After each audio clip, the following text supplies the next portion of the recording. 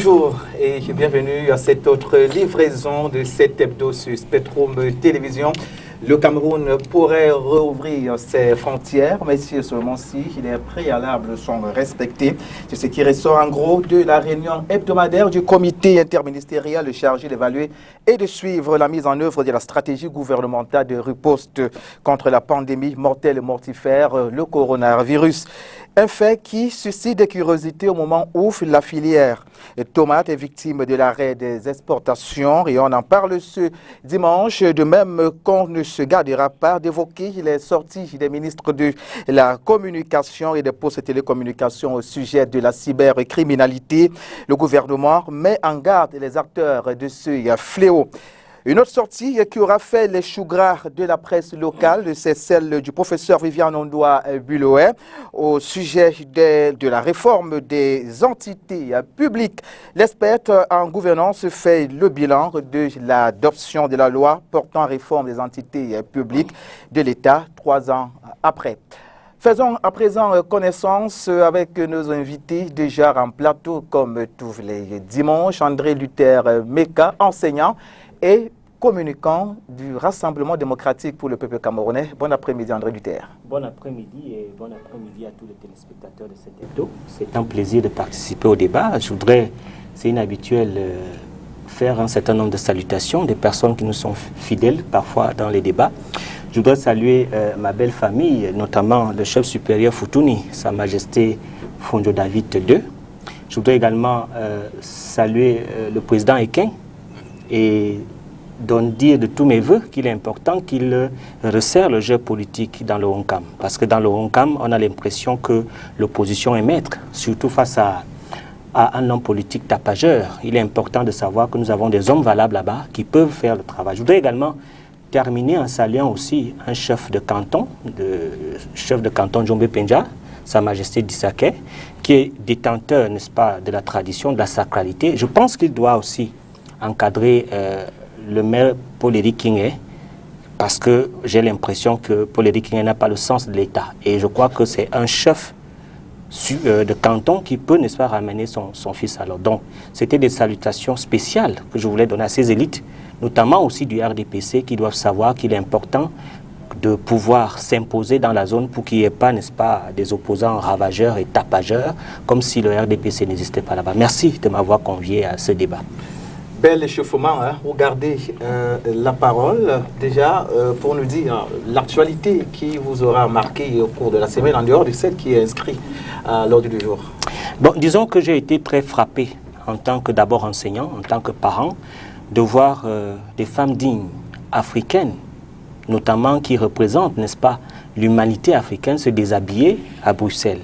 Et j'ai été frappé par la conscience non seulement d'un Africain qui connaît ce que c'est que la dignité d'une femme, mais aussi par un éducateur. Et je pense que c'est une scène désastreuse et funeste qui devrait notamment interpeller toutes les bonnes consciences du Cameroun, tous ceux qui sont les éducateurs du Cameroun, tous ceux qui aiment le Cameroun. Parce que pour moi, la femme africaine, la femme camerounaise ne doit pas se donner un spectacle comme ça à l'étranger et pouvoir, n'est-ce pas, se dénuder, pouvoir se livrer en scène obscène au devant de la scène mondiale. Donc, j'ai été frappé par cela et je crois qu'il y a un débat, n'est-ce pas, de mœurs, un débat de pudeur qui doit normalement se poser et s'imposer, n'est-ce pas, sur la place publique pour pouvoir orienter. Parce que vous savez, les réseaux sociaux aujourd'hui sont devenus des véhicules, des autoroutes de l'information qui sont accessibles à la jeunesse. Lorsque des femmes de cette carrure se déshabillent en pleine rue, en pleine ville, en Europe, c'est vraiment désobligeant et c'est infect. C'est pour ça que je dis qu'il est important, notamment de rappeler à la conscience publique, à la conscience camerounaise, que nous sommes des Africains, nous sommes des éducateurs, nous devons avoir bonne conscience et promouvoir les bonnes mœurs. Un autre invité en plateau cet après-midi, c'est Achille Azemba, opérateur économique, par ailleurs conseiller municipal dans l'arrondissement de Douala 3e, conseiller municipal SDF, la précision en vaut la peine. Bon après-midi Achille Azemba. Merci Narcisse et je te remercie une fois de plus de m'avoir convié à ce débat qui, ma foi, je crois, sera très très chaleureux. Permettez-moi également de transmettre mes vives salutations aux autres copanélistes et surtout aux variantes populations de ma commune qui est l'arrondissement de Douala 3e.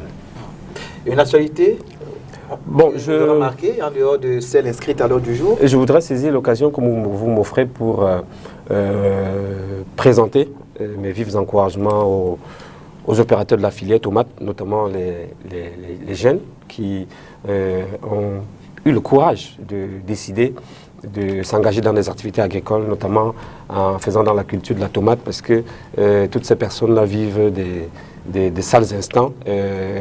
Imaginez-vous, produits investis, produits, entretenir des cultures, finalement, passer à la récolte et ne pas pouvoir écouler sur le marché est un véritable problème. Donc vivement, et là j'en appelle à la sagacité, à la réactivité de nos gouvernants pour leur rappeler que c'est justement à ce moment-là qu'il faut apporter de l'aide à toutes ces personnes-là qui ont pris des initiatives économiques et qui se retrouvent butées par une situation, la pandémie du Covid-19, qui n'ont pas souhaité et qui n'ont pas déjà d'ailleurs vu venir. Donc plus que jamais, au lieu de faire dans des slogans creux, le gouvernement camerounais soutient l'économie, plus que jamais, voilà un exemple palpable sur lequel on peut déployer des stratégies pour pouvoir sauver cette filière. Et vivement qu'il reste courageux parce que le meilleur est à venir.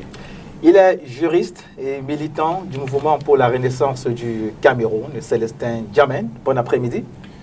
Bon après-midi Narcisse, bonjour à tous les téléspectateurs de STV, bonjour à tous les militants vigilants et exigeants des partis politiques et bonjour également aux citoyens camerounais qui nous regardent parce que je suis convaincu que le Cameroun a besoin de débat, besoin de gens qui apportent leur contribution tout au moins intellectuelle à l'effort de changement et d'évolution qu'exigent tous les Camerounais.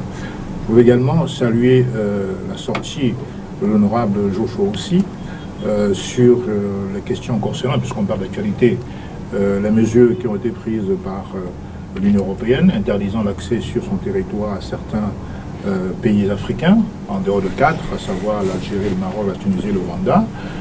Il est important que les opposants, de temps en temps, prennent des positions extrêmement claires, qui peuvent édifier d'autres personnalités, parce que c'est vrai que le Cameroun, c'est notre patrie, mais notre avenir, c'est l'Afrique.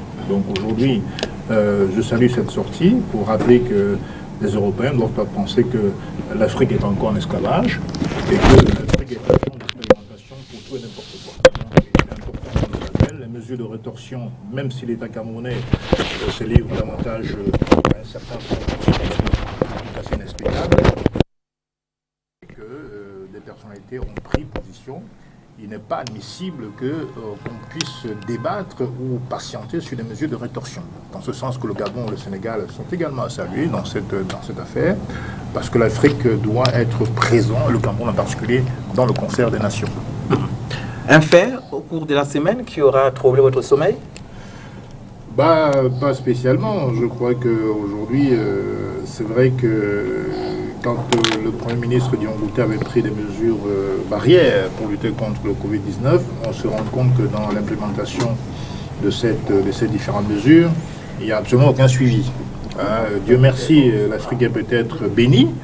On est miraculeusement protégé, du moins dans une certaine proportion, par cette pandémie, parce que quand je vois aujourd'hui la réouverture des bars, les snacks, les transports en commun, c'est quand même un miracle qu'on en soit à moins de 400 personnes décédées. Alors que sous d'autres cieux, malgré toutes les mesures qui ont été prises, ils en sont à 100 000, voire 150 000 comme aux États-Unis. Et donc, je crois qu'il faut savoir qu'on a besoin de sérieux, de rigueur. Quand on prend des mesures, aujourd'hui, c'est comme si Corona n'existait pas en Afrique, en tout cas au Cameroun, d'après ce que je vois. Donc c'est bien beau de clamer des mesures, de faire des effets de manche à tour de bras, mais encore faut-il que sur le terrain, certaines mesures rigoureuses soient prises pour que les Camerounais prennent conscience que c'est un virus qui ne regarde pas la couleur d'un parti pour pouvoir sévir. Donc j'en appelle aux Camerounais, malgré ce laxisme du gouvernement, j'en appelle aux Camerounais de prendre eux-mêmes leurs responsabilités, de savoir que le corona est encore là, ça peut encore frapper, et de prendre ces mesures simples et basiques pour pouvoir éviter ces contaminations massives. Tradition respectée pour notre consultant Denis Kwebo, journaliste et par ailleurs président du syndicat national des journalistes du Cameroun. Il nous a une fois de plus fait l'amitié. Et ce dimanche, bon après-midi Denis Kwebo. Bon après-midi Narcisse et salut à tous ceux qui sont très nombreux à nous regarder. Vous savez qu'il n'est pas donné à tout le monde de porter la parole comme nous autres. C'est un privilège d'être là tous les dimanches.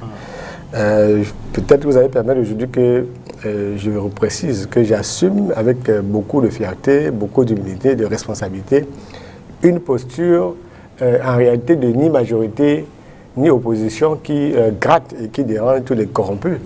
C'est pas facile d'avoir le privilège que j'ai d'être attaqué tous les matins par les gens du pouvoir, tous les midis par les gens soi-disant de l'opposition. Le soir, une alliance entre les deux. Ça veut dire que notre rôle de tampon dans la société est clairement assumé. Vous savez que la vérité, voyage sans passeport, il est important donc de venir chaque dimanche comme ça parler avec les Camerounais, les opprimés. L'élite, c'est des privilégiés. Nous sommes tous des privilégiés, nous les élites, qu'on soit de l'opposition ou du pouvoir. Mais les Camerounais qui sont aux quatre coins du pays, vraiment, il faut être courageux pour continuer d'être dans la posture qui est la leur. Donc, c'est avec beaucoup d'humilité que nous devons toujours assumer notre parole en public. En dehors des sujets, on va rappeler, il y en a 3 qui sont inscrits à l'ordre du jour ce dimanche. Y a-t-il une autre actualité qui vous aura inspiré tout au long de la semaine? Oui, j'ai constaté cette semaine que tous les pentecôtistes qui dessinaient les lignes parallèles et les tangentes, chaque fois que Paul Biya recevait l'ambassadeur de France ou l'ambassadeur des États-Unis, ils sont rentrés dans leur coquille comme des escargots, ils ne parlent plus. Oui, que finalement, il n'y a pas de honte dans ce pays-ci. Les gens vous disent qu'il y a un monsieur qui est mort et que Ngongo a pris le pouvoir avec Franck Biya. Et plusieurs mois après, lorsque Biya apparaît très ironiquement à la télé, comme il a l'habitude de le faire, vous savez que quand il reçoit ses hôtes en audience, il a une petite gestuelle qui s'adresse à ses amis pentecôtistes, qui ne sont pas de l'opposition. Vous savez qu'il y a déjà pentecôtistes au sein du RDPC aussi, et qui croient qu'en essayant d'aliéner davantage les Camerounais, ils peuvent se faire une popularité. On ne se fait pas une popularité en fabriquant des illusions. Donc, j'ai cru voir cette semaine que Biya vit toujours et que c'est lui qui dirige et pas quelqu'un d'autre. C'est une actualité. Vous le croyez aussi mort? Je ne peux pas le croire, je ne suis pas pentecôtiste. Okay. Donc, je ne peux pas croire à quelque chose qui n'existe pas, je crois à ce qui existe. On ne peut pas voir quelqu'un à la télé, le voir saluer des êtres vivants, et puis, parce que les gens vous ont dessiné des lignes parallèles sur Facebook et des tangentes avec Photoshop, moi ça ne m'intéresse pas. Donc, il faut avoir le courage, au moment, en temps réel, de dire que le banditisme n'est pas l'allié de la vraie politique. Ceux qui ne le disent pas, c'est ceux qui surfent, ils cherchent la popularité. Nous, on ne veut pas être maire ou député. Ceux qui cherchent la popularité font beaucoup de mal parfois à leur pays. Il faut avoir le courage de dire ce qu'on voit et de dire non à ce qu'on fabrique. Et ça, c'est que vous avez vu comment cette semaine-là, il n'y a pas eu Facebook et tous les réseaux sociaux n'ont pas beaucoup bougé. Parce qu'il y a des gens qui sont sonnés. Les gens qui sont sonnés, c'est des gens à qui on donne de façon très aléatoire et inutile la parole. Donc, ils se sont tus et j'espère qu'ils vont disparaître progressivement pour laisser la place à un débat utile pour la population. Qu'on soit pour ou qu'on soit contre, en tout état de cause en définitive, il faudrait que ceux qui nous regardent toutes les semaines sur les plateaux de télévision ne se nourrissent pas seulement des fantasmes qui sont produits en grande quantité. Il faut que les gens se nourrissent de la vérité. La vérité jaillit nécessairement de la contradiction. C'est pour ça que quand je regarde le pas plateau, seulement pour ceux qui ne cherchent pas à être maire ou député, je crois que les Camerounais qui sont un peu lucides. non, c'est une façon de railler. Je ne sais pas ce que ça nous retire, que ça nous apporte la mort du président de la République. Rien du tout. On est dans la politique, en tout cas pour ce qui me concerne, nous battons sur des sujets politiques, sur des idées, ou bien contre un système. La mort de quelqu'un ou sa vie apporte ou ne retire rien au débat. Donc vraiment, il ne faut pas que les gens s'agitent pour faire du buzz, quoi. Et ça concerne tout le monde. Qu'on soit aspirant à devenir député ou même peu importe, c'est tout le monde qui devrait, en principe, faire ce constat. D'accord, c'était donc la mise en bouche, parce que donc ce premier exercice. On va entamer directement avec le premier sujet inscrit à l'heure du jour, juste après ce générique.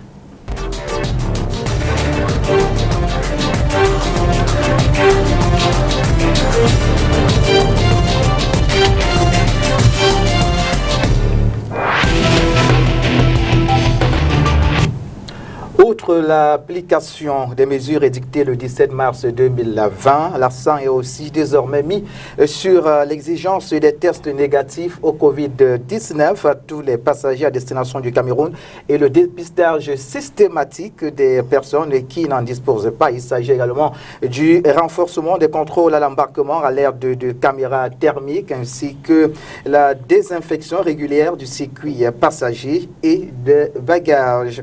On parle aussi de l'implémentation sur toutes les plateformes aéroportuaires d'un protocole sanitaire, tout comme la mise en place des unités de santé à tous les postes frontaliers en vue de la détection d'une prise en charge rapide des cas suspects. Voilà, monsieur, la substance parcellaire de la réunion hebdomadaire du comité interministériel chargé d'évaluer et de suivre la mise en œuvre de la stratégie gouvernementale de riposte contre la pandémie du coronavirus. Alors d'entrée, quelle lecture en faites-vous? Tout d'abord vous, Célestin Djamène.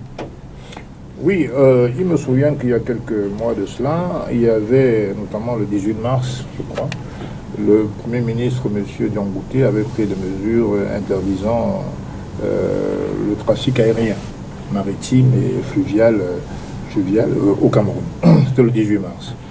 Et je me souviens très bien qu'il avait parlé de l'exception des avions cargo qui pouvaient seuls entrer au Cameroun, des bateaux marchandises. En dehors de ça, il n'y avait pas de vol commercial. Et pendant qu'on observait ces mesures-là, il s'est trouvé que le mois dernier, je crois le 12 juin, le gouvernement a pris sous des critères qui restent tout à fait incompréhensibles des mesures exceptionnelles pour permettre à Air France, n'est-ce pas, de desservir le Cameroun. Et quelques semaines après, on a vu que Bruxelles Airlines bénéficiait des mêmes avantages. Je n'ai pas très bien compris, parce que dans le même moment, l'Union européenne, au contraire, prenait des mesures, comme je l'ai indiqué tout à l'heure, de fermeture de la frontière, en tout cas pour un temps certain, pour beaucoup de pays africains, dont le Cameroun. Et donc, je pense que tout à l'heure, je parlais de légèreté dans les mesures qui sont prises pour combattre la pandémie. Ce n'est pas au moment, parce que ça n'a pas baissé du tout. Quand on voit les statistiques au Cameroun de la pandémie, aussi bien en termes d'infectés que de décès, ça n'a pas du tout baissé. Et c'est à ce moment-là, justement, qu'on sombre dans une espèce de légèreté. Bon, passe encore l'ouverture des bars et des restaurants, des hôtels, encore que là, c'est encore un foyer assez important de contamination. Mais de là encore à, comment dirais-je, à permettre à Air France et à Bruxelles Airlines de survoler contre toute attente du sol camerounais, alors que l'inverse n'est pas vrai du tout, encore que Camerco, c'est encore une parenthèse, je ne comprends pas, je ne comprends pas. Donc aujourd'hui, même si on dit qu'il y a des tests en embarquement, c'est vrai, mais est-ce qu'on peut s'assurer aujourd'hui au Cameroun qu'il y a des tests au débarquement? Parce que ce n'est pas le tout de tester les gens à Paris, à Charles de Gaulle. Encore faut-il qu'au Cameroun, il semblerait que ça se passe plutôt bien. En tout cas, on n'a pas l'assurance, mais c'est des rumeurs qui me parviennent, qu'on teste les gens à l'arrivée. Parce qu'en vérité, ce qui est important, c'est de prendre les mesures qui s'imposent, des mesures appliquées et respectées sur le terrain.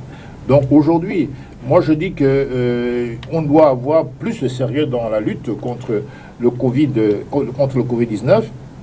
Et j'ai l'impression que toutes les batteries ne sont pas mises en marche pour implémenter ce dispositif-là. Maintenant, il est clair que nous avons aujourd'hui au Cameroun certaines personnalités qui sont très impliquées dans la pharmacopée africaine, qui apportent des solutions curables pour les personnes infectées de cette maladie, de ce virus, mais ça ne peut pas nous conduire, n'est-ce pas, à laisser de côté les mesures basiques qui sont requises pour effectivement empêcher la propagation de ce virus-là. Aujourd'hui, le Cameroun n'a pas officiellement levé la fermeture des frontières, en tout cas ce n'est pas officiel du tout, et pourtant on voit partout les vols européens, alors qu'on aurait même pu penser aux voisins, mais on voit les vols européens, n'est-ce pas, atterrir au Cameroun. Je rappelle que le 15 mars, il y a eu le premier vol, le dernier vol Air France qui arrive au Cameroun. C'est là qu'on commence à voir les premiers infectés. Donc en fait, entre Camerounais, il n'y avait aucun infecté. En fait, les premières victimes, les agents de contamination viennent de l'extérieur. Parce qu'on a pris trop de temps pour fermer les frontières. Donc d'après vous, il faut aller au-delà des essais préalables. Oui, bien sûr, parce que c'est par laxisme et par négligence qu'on a eu nos premiers infectés, qui n'étaient pas d'origine camerounaise, qui ne vivaient pas au Cameroun, ils venaient bien de l'extérieur. Vous voyez en quoi la légèreté et le manque de discipline, le manque d'autorité de l'État peut conduire à des catastrophes absolument incroyables. Donc aujourd'hui encore, la pandémie est déjà installée, les Camerounais s'infectent entre eux, mais aujourd'hui, quand on ouvre la frontière Air France à Bruxelles Airlines, mais qu'est-ce qu'on envisage, qu'est-ce qu'on pense? Quelles que soient les mesures prises, je regrette, mais il y a des risques énormes de contamination. Pourquoi l'Union européenne ferme ses frontières et nous l'ouvrons? Il y a quelque chose qui tourne par an. D'accord, on l'a compris. Alors, Achille Azemba, au regard de ces préalables évoqués par le gouvernement, peut-on désormais dire que le Cameroun a le contrôle de la pandémie, le coronavirus, au niveau de ses frontières? Ben, je n'ai pas l'impression. Je n'ai pas l'impression, je ne vois pas ce contrôle-là. Mais il y a quelque chose d'extrêmement important que je voudrais mentionner. On a pris l'habitude au Cameroun de tenir beaucoup de réunions, parce que tout à l'heure vous évoquiez le rapport de la réunion interministérielle qui s'est tenue. Non. Si vous voulez vous appuyer sur le nombre de réunions qui sont tenues au Cameroun, j'irai même plus loin, on sort de ces réunions avec de très très belles résolutions. Mais la question qu'il faut se poser, qu'est-ce qu'on fait de ces résolutions après? Parce que le tout n'est pas de prendre une décision, le plus important réside dans l'application des directives par rapport à ces instructions. Et Célestin l'a rappelé, il y a un certain nombre de décisions qui ont été prises, mais nous nous rendons compte, quand on regarde du côté de l'application, qu'il y a un problème. Je me pose la question de savoir pourquoi est-ce qu'on a levé les dispositions qui fermaient les débits de boissons. C'est extrêmement grave. Vous n'avez qu'à faire un tour le soir dans les quartiers, mais ça bouillonne, vous n'avez pas l'impression que... On pourrait même... On se comporte comme si le Covid était derrière nous. Non, mais c'est extrêmement grave. Et je pense que l'attitude de nos responsables gouvernementaux, c'est de montrer que quelque chose est fait. De faire dans le saupoudrage, ça ne sert à rien de prendre de la peinture et d'appliquer sur une surface qui est rouillée, pourrie, et de vous dire, bon, en fait, on ne voit plus rien, ça veut dire que le problème est réglé. Non. Il faut prendre des mesures fortes face à une situation comme ça. Parce qu'effectivement, quand ceux qui ont la responsabilité de sévir donnent l'impression de faire dans la légèreté, le peuple, le citoyen lambda se dit que, ah bon, enfin, si eux, les gros poissons, ne prennent pas le taureau par les cornes, nous avons l'impression que c'est passé. Et il y a un autre cas, très simple, qui s'est déroulé sous nos yeux. Vous voyez, une décision est prise, mais le président de l'Assemblée nationale, au vu et au su de tout le monde, enfreint cette disposition et personne ne lève le petit doigt. Est-ce que, parce qu'on est une personnalité de la République, on a le droit, par rapport à une pandémie comme celle-là, de violer les dispositions qui sont prises? Je crois que c'est ceux-là qui ont ce type de charge qui devraient prêcher par l'exemple. À peine le président de l'Assemblée a débarqué à l'aéroport, je ne sais même pas s'il est passé aux différentes dispositions qui sont prises pour les tests et tout ça. Le lendemain, il était à l'hémicycle. Je ne sais pas, les pauvres députés qui étaient là ont eu le droit de dire quelque chose. Alors, quand vous regardez tout ça, ça crée une espèce d'imbroglio. On a l'impression que les membres du gouvernement font leur show pour démontrer que quelque chose est fait, alors qu'en réalité, on tourne en rond, et ce n'est pas de ça qu'il est question. Loin de moi l'idée de donner l'impression que gérer cette crise, c'est quelque chose de facile. Non, mais au moins, donnons l'impression qu'on voudrait vraiment s'attaquer à cette pandémie en amenant les citoyens à respecter un certain nombre de dispositions qui sont prises. Parce que si vous, ministre, ou bien au cadre de l'administration, ne prêchez pas par l'exemple, le citoyen lambda au quartier se dit, bon, si eux, déjà, qui ont plus peur de mourir que nous, parce que quelquefois aussi, dans les quartiers, vous avez des gens pour qui leur vie ne leur dit plus rien. Ils vous disent de toute façon, ils sont déjà morts. Ils préfèrent aller au bar, s'acheter une bière, la consommer, parce que... Donc pour vous, ces préalables-là, évoqués par... le Premier ministre chef du gouvernement à la suite de cette réunion interministérielle, c'est du saupoudrage. Non, les préalables en eux-mêmes, c'est une bonne chose, c'est une bonne idée. Mais est-ce que il faut aller plus loin. Est-ce que, au-delà des préalables, on prend des dispositions pour que l'application se fasse au niveau de l'implémentation? Tout à fait. D'accord. Alors, Denis Kouébo, il n'est plus un secret que la fermeture des frontières a largement impacté négativement sur l'économie du Cameroun, que ce soit au niveau du secteur privé que celui du public. Avez-vous l'impression aujourd'hui que ces préalables-là sont une sorte d'éclat d'un retour à la normale? Bon, le principe de base dans mon argumentaire sur la question, c'est que les frontières sont fermées de part et d'autre à travers le monde. Donc, il n'y a pas que la frontière camerounaise qui soit fermée. Et l'ouverture ou la fermeture des frontières camerounaises n'aurait de sens qu'en rapport avec l'ouverture et la fermeture des frontières ailleurs. On a trop fait de débats, ce sont des débats de pure fixation sur telle mesure qui serait prise au Cameroun, qui ne serait pas prise en Côte d'Ivoire. De toute façon, nous avons l'habitude de réfléchir comme les autres veulent que nous on réfléchisse. Et moi, je refuse de me soumettre à cela. Et regardez les chiffres cette semaine, le Kenya, le nombre de personnes contaminées, le Sénégal, la Côte d'Ivoire. J'ai rarement entendu encore un panéliste sur une radio camerounaise prononcer le mot Côte d'Ivoire ou Gabon ou Sénégal. Pourquoi? Parce que la situation de ces pays-là est au moins aussi dramatique que celle du Cameroun.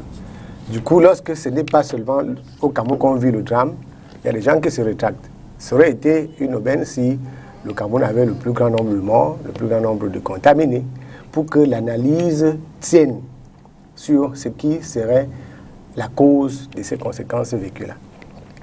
Alors, il n'y a pas une technique en termes d'épidémie ou de pandémie, il n'y a pas une technique qui consiste à avoir la pleine maîtrise soit des contaminations, soit des guérisons, soit même des morts. S'il y avait une seule technique, c'est que les pays les plus avancés en matière de technologie, en matière de santé, auraient décidé, c'est-à-dire les États-Unis auraient décidé d'un coup et auraient réussi. La France aurait décidé d'un coup. Ce qui a handicapé la riposte camerounaise, c'est la riposte française. Puisque on a 99% des gens, même dans la rue ici, qui pensent comme les Français. Alors, parce que la situation était dramatique là-bas, on a transposé le drame au Cameroun avant même que l'épidémie, la pandémie ne se répande comme aujourd'hui. On a vu des gens, c'est important, on a vu des gens qui étaient enterrés à la hâte. Je vous assure qu'il y a beaucoup de morts de Covid maintenant qu'on enterre plus à la hâte. Il y en a qui sont déposés dans les morgues. On vous le dit pas, oui, moi je connais des gens qui sont morts de Covid et qui sont à la morgue. On ne les a plus ramassés pour aller enterrer avec les caméras au bois des singes et autres, parce qu'on a compris que ailleurs on le faisait parce qu'il n'y avait pas de place dans les morgues. Et on a le confinement partout au Nigeria. Les gens nous ont imposé parce qu'il y avait eu une guerre économique derrière cette pandémie. J'ai fait un tweet ce matin. Moi, j'ai des enfants qui vont en terminale. Il y a une farouche opposition des Camerounais que Paul King appelle sorciers à ce que l'école reprenne. L'école ne pas reprendre, parce que l'école reprend, c'est ça, il y aura 5 millions de contaminations. Ceux qui le disaient savaient qu'il n'y aurait pas de contamination. Ils voulaient tenir le pays en otage sous prétexte du Covid. Et c'est de ça qu'il s'agit. Donc aujourd'hui, revenons aux frontières. Alors, on a ouvert les frontières au Cameroun. À qui? Quand Célestin parlait tout à l'heure de vols Air France et Bruxelles, on n'a jamais autorisé les vols commerciaux formels d'Air France ou Bruxelles au Cameroun. Les gens peuvent arriver au Cameroun avec Air France ou Bruxelles dans des conditions précises. Alors, tout à l'heure, je disais qu'on ne peut pas, il n'y a pas une technique qui consiste à maîtriser le nombre. Mais il y a quand même la riposte qui peut s'organiser. Tout le monde sait qu'au début, n'ayant pas tous les tenants et les aboutissants de la pandémie, les autorités n'étaient pas habituées à ça. Il n'y a pas eu suffisamment de prévisions. En France, on dit que s'il y a une petite catastrophe, si le pont sur Ouvry tombe, il y a des sapeurs-pompiers qui vont commencer plutôt à fuir. Il y a des militaires qui vont même fuir pensant que c'est un coup d'État. Parce qu'aujourd'hui, il n'y a pas suffisamment de prévisions dans nos pays. Tout le monde sait que ce pont-là peut tomber. Le pont sur la Dibamba a cédé une fois à l'époque quand on était ici à Douala. Donc, si on ne s'habitue pas à cela, moi je regarde les aéroports, je regarde nos frontières, j'ai l'impression que les autorités camerounaises qu'on a souvent eu l'habitude de critiquer avec beaucoup d'aisance, se sont battues comme elles peuvent. Ce qui est fait à l'aéroport aujourd'hui, dans nos aéroports aujourd'hui et à nos frontières aujourd'hui, peut être utile au Cameroun au-delà de la pandémie Covid-19. Avant, on ne savait pas qu'il faut prévoir quelque chose. On ne savait pas que la riposte s'organise. Donc nous, je souhaite qu'on commence à regarder les choses sous ce prisme-là. Si on veut revenir, c'est-à-dire que toutes les plaies, même qui ont cicatrisé, si on veut les soigner de nouveau, ça ne va pas faire avancer. Ce qui est important, et j'ai entendu, on a vu les mesures qui ont été mises sur pied. Si vous débarquez au Cameroun avec un test Covid qui date de plus de 3 jours, de plus de 3 jours, il y a une forte probabilité que les positifs ne se retrouvent pas dans cette tranche-là. Si en plus, à l'arrivée, il y a des contrôles qu'on fait, il y a thermoflash et tout, si vous avez eu entre-temps vous avez été contaminé, vous avez développé de façon extraordinaire la maladie entre 3 jours, même les thermoflash peuvent le signaler. Il y a des donc, ce qui est important pour nous, c'est de regarder cela, parce que pour attaquer véritablement les mesures qui ont été mises en place, notamment sur les personnes qui arrivent, il faut avoir les chiffres. On ne peut pas argumenter sans chiffres sur ce cas-là. Pour voir si les nouveaux cas de Covid-19 détectés depuis cette ouverture partielle des frontières découlent de l'entrée, de nouvelles entrées. Est-ce que ce n'est pas la contamination communautaire? Et là, tous les chiffres montrent, tous les données montrent que c'est de la contamination communautaire qu'il s'agit. En réalité, ce n'est pas le nombre de personnes contaminées au Covid-19 qui fait tant de problème. Quand on regarde les ratios, nombre de morts, nombre de malades, de cas actifs, des gens qui sont effectivement malades, ça, il n'y a pas de péril en la demeure. D'accord. Il est important, donc aujourd'hui, moi, j'allais me résumer en disant que les mesures qui ont été prises au Cameroun permettant des entrées civiles, il y a des Camerounais qui avaient besoin de retourner au pays.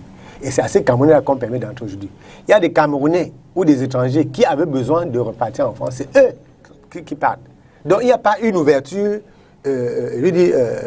anarchique des frontières pour que les gens rentrent ou pour que les gens partent. Il y a des gens qui ont grand besoin de revenir au Cameroun. De toute façon, c'est leur pays.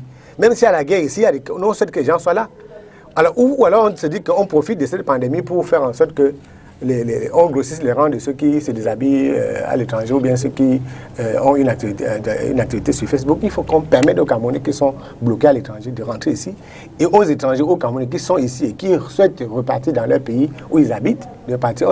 Ce n'est pas avec les visas qu'on va. Ce sont les gens qui sont résidents au Cameroun ou à l'étranger qui sont dans le lot de ceux qui voyagent. Okay. Et le fait de s'opposer farouchement à cela, bon, je crois que ça enlève d'une démarche politique, ce n'est pas une démarche scientifique où on pourrait montrer qu'il y a des conséquences effectivement graves en termes de nouvelles contaminations dans le pays émanant de ceux qui sont rentrés. André Lutembeka, on va souligner ici que ces préalables interviennent au moment où le taux de contamination au coronavirus accroît de façon exponentielle au Cameroun, bien que l'on parle d'un taux de létalité stable à 2,3%. L'État est-il suffisamment armé pour aborder l'éventualité d'une ouverture de ses frontières?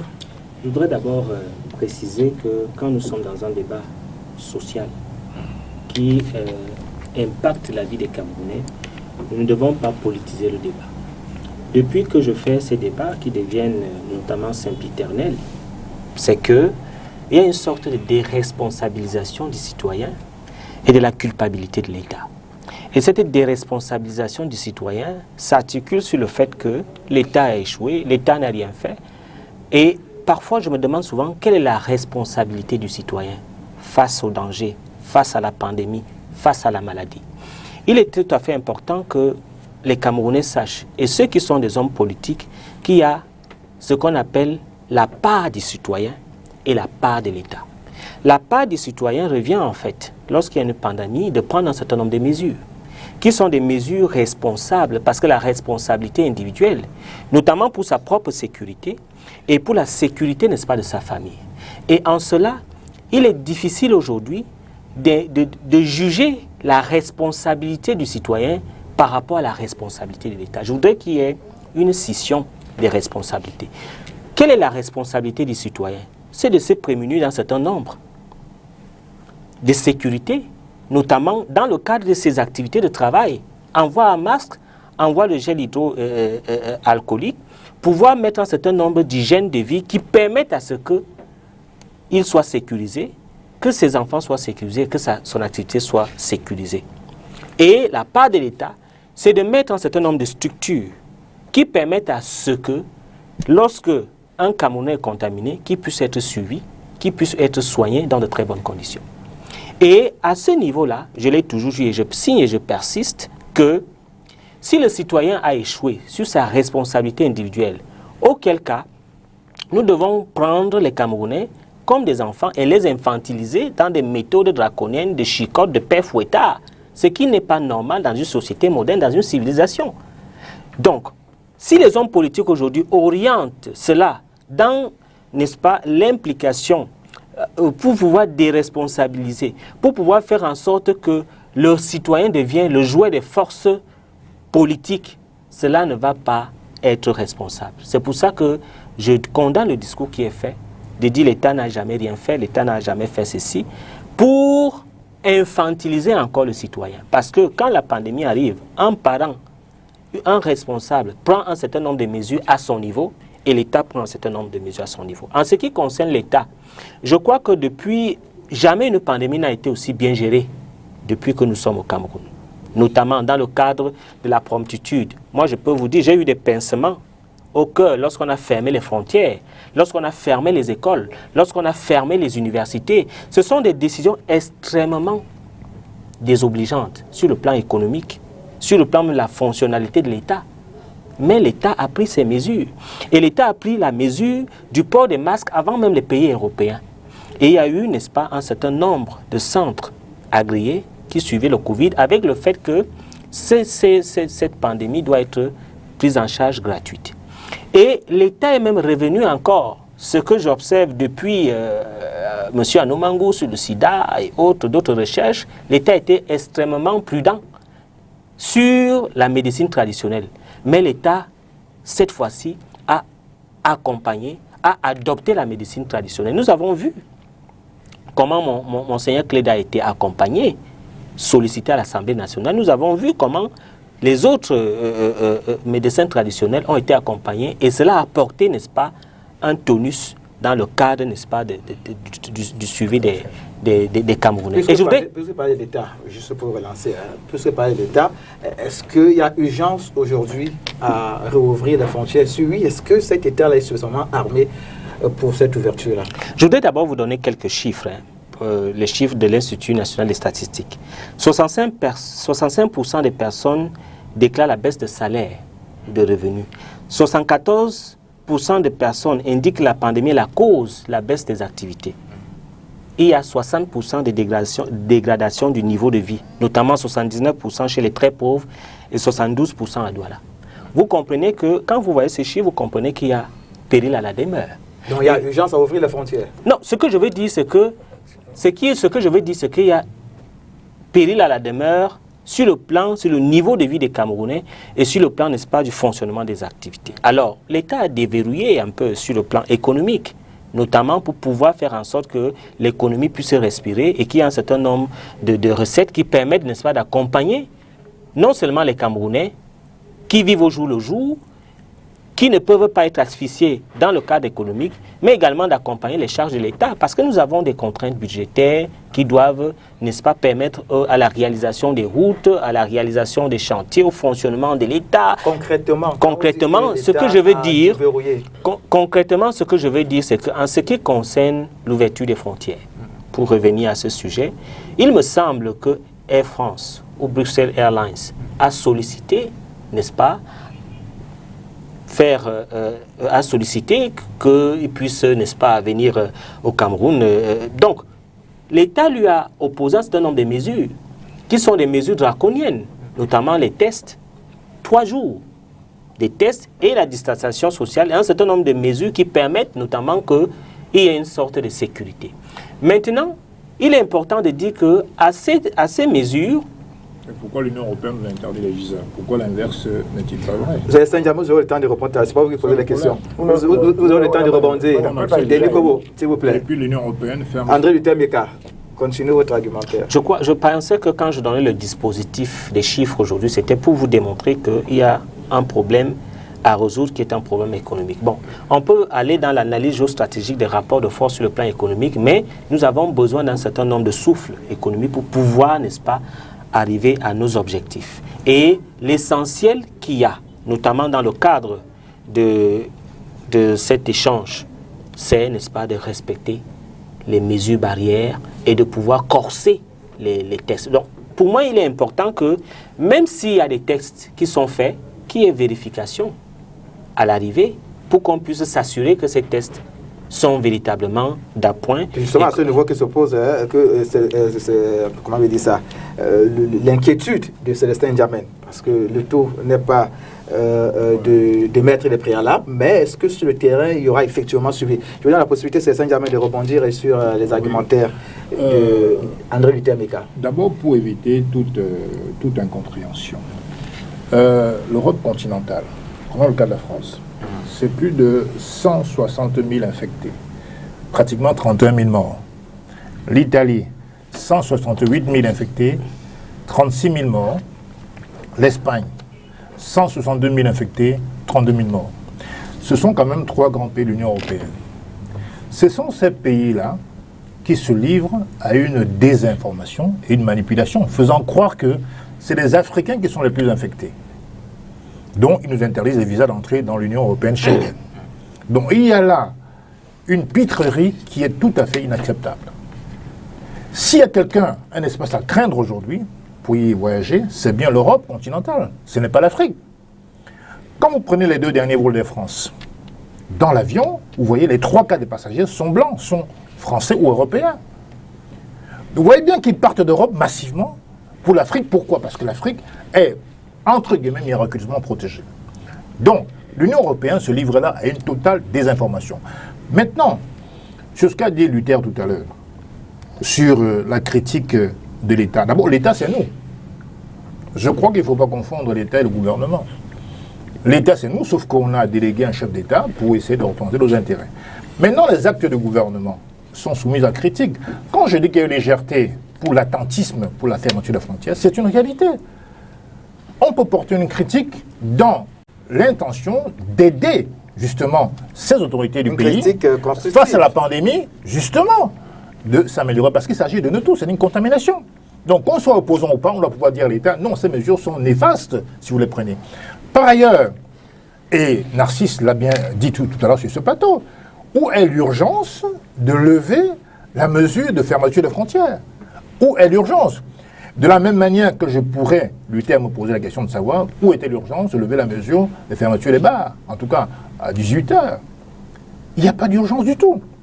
Ça cache quels intérêts? Pour nous, l'important, c'est d'épargner des vies. Or, nous sommes face à une pandémie extrêmement virulente, extrêmement impitoyable. Je suis bien d'accord qu'il faut parfois concilier les mesures économiques et les mesures sanitaires, mais ce qui doit primer, c'est d'abord les mesures sanitaires, entre autres.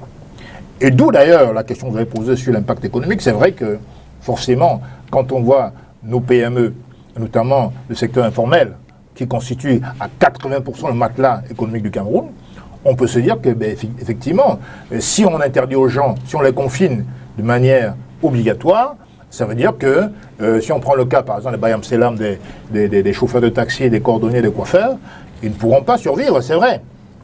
Mais en même temps, est-ce que l'État, justement, on parle de nous, mais est-ce que l'État n'est-il pas capable de prendre des mesures de subvention pour permettre, au nom, justement, de la sauvegarde de la santé publique, des subventions, pour permettre aux familles de pouvoir être confinées ne serait-ce que 20, 30, 40 jours? Ça s'est fait dans d'autres pays. Prenez le cas du Niger, du Sénégal. Ils ont débloqué, je crois, environ 800 milliards pour permettre justement aux personnes qui sont lésées par justement ces mesures de confinement pour pouvoir s'en sortir. La France a pris 455 milliards pour ponctionner les PME. Parce qu'effectivement, il y a un dommage économique qui est suite à cette pandémie. Donc l'État doit prendre ses responsabilités. Le gouvernement doit prendre ses responsabilités en disant que c'est une période quand même exceptionnelle. Et dans ce cas-là, les fonds de souveraineté peuvent permettre effectivement à pouvoir aider l'économie à se relancer et en tout cas à pouvoir apporter une aide conséquente aux populations qui souffrent de ne pouvoir gagner leur pain quotidien. Les métiers que j'ai cités tout à l'heure, c'est-à-dire que les Bayam Selam, les coiffeurs, tous les petits métiers-là, les gens ne peuvent pas être confinés sans dommages économiques. Donc il faut que l'État vienne à la rescousse pour préserver justement l'économie nationale. Maintenant, sur les mesures barrières, c'est vrai que l'État a raison.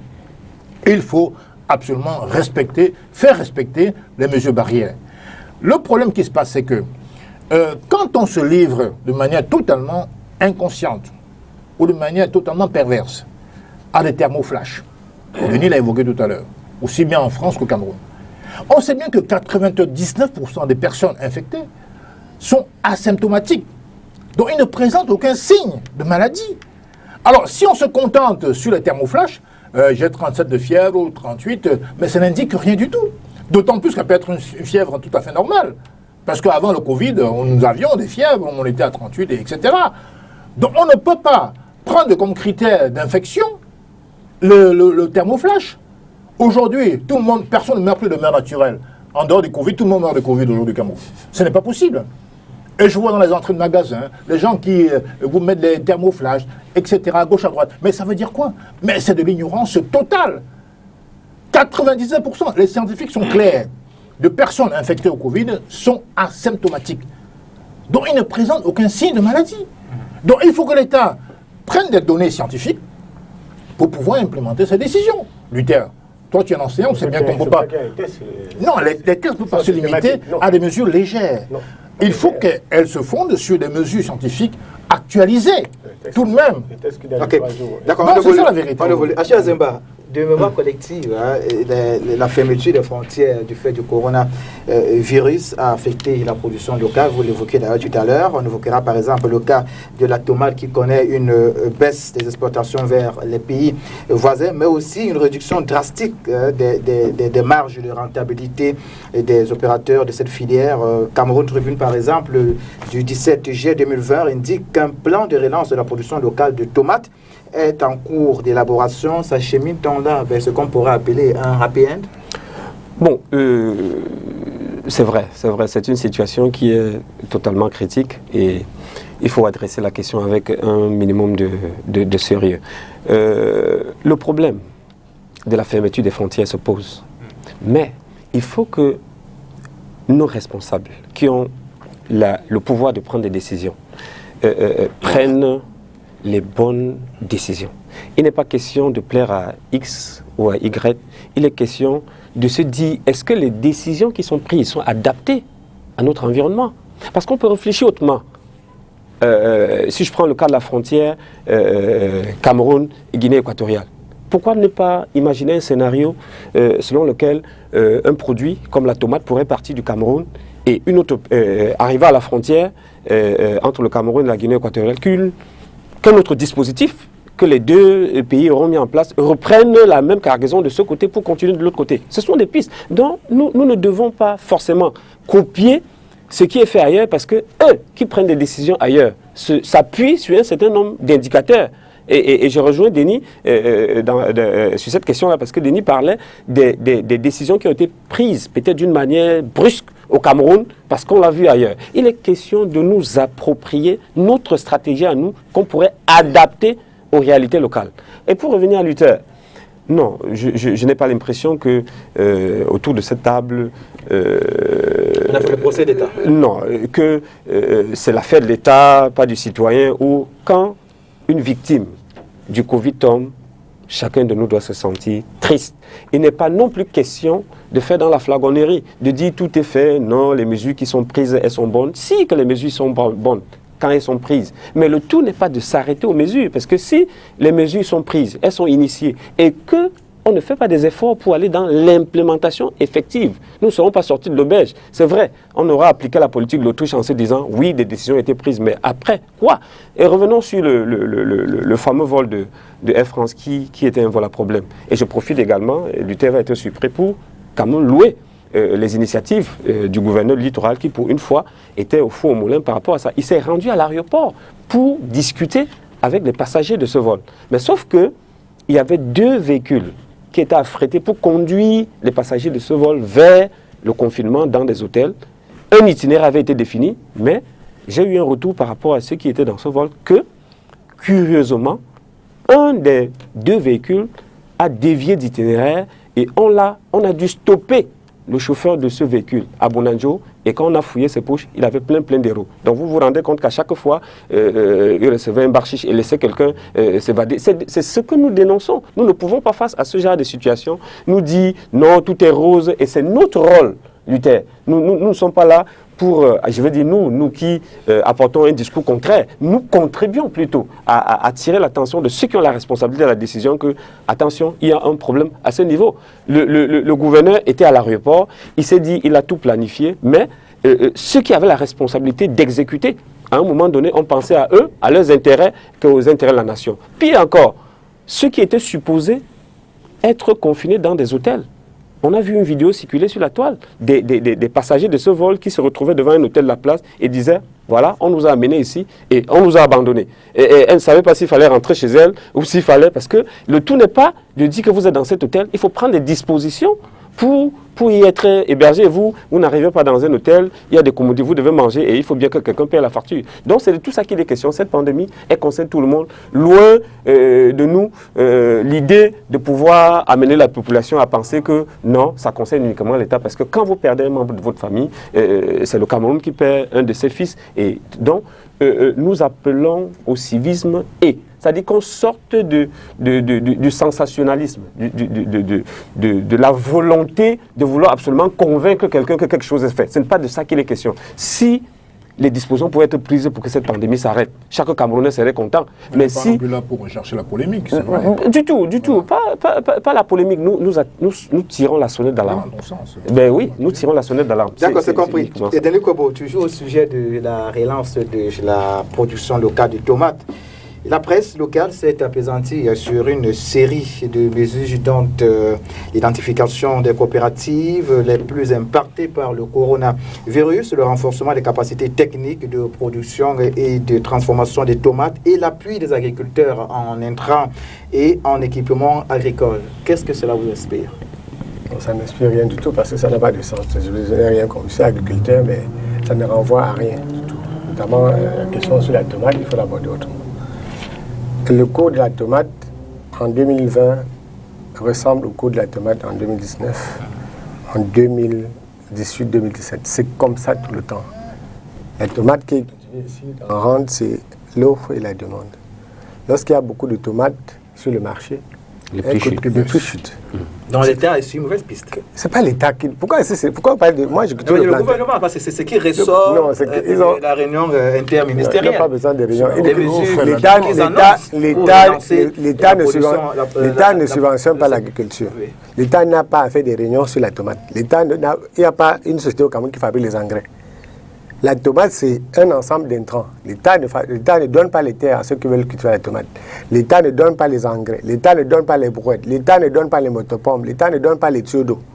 Donc je ne vois pas qu'est-ce que l'État vient chercher. Peut-être qu'il y a des gens qui veulent déjà se partager une certaine manne. Il y a eu des budgets ici, si vous voulez, parce que là vous avez attaqué un sujet sensible.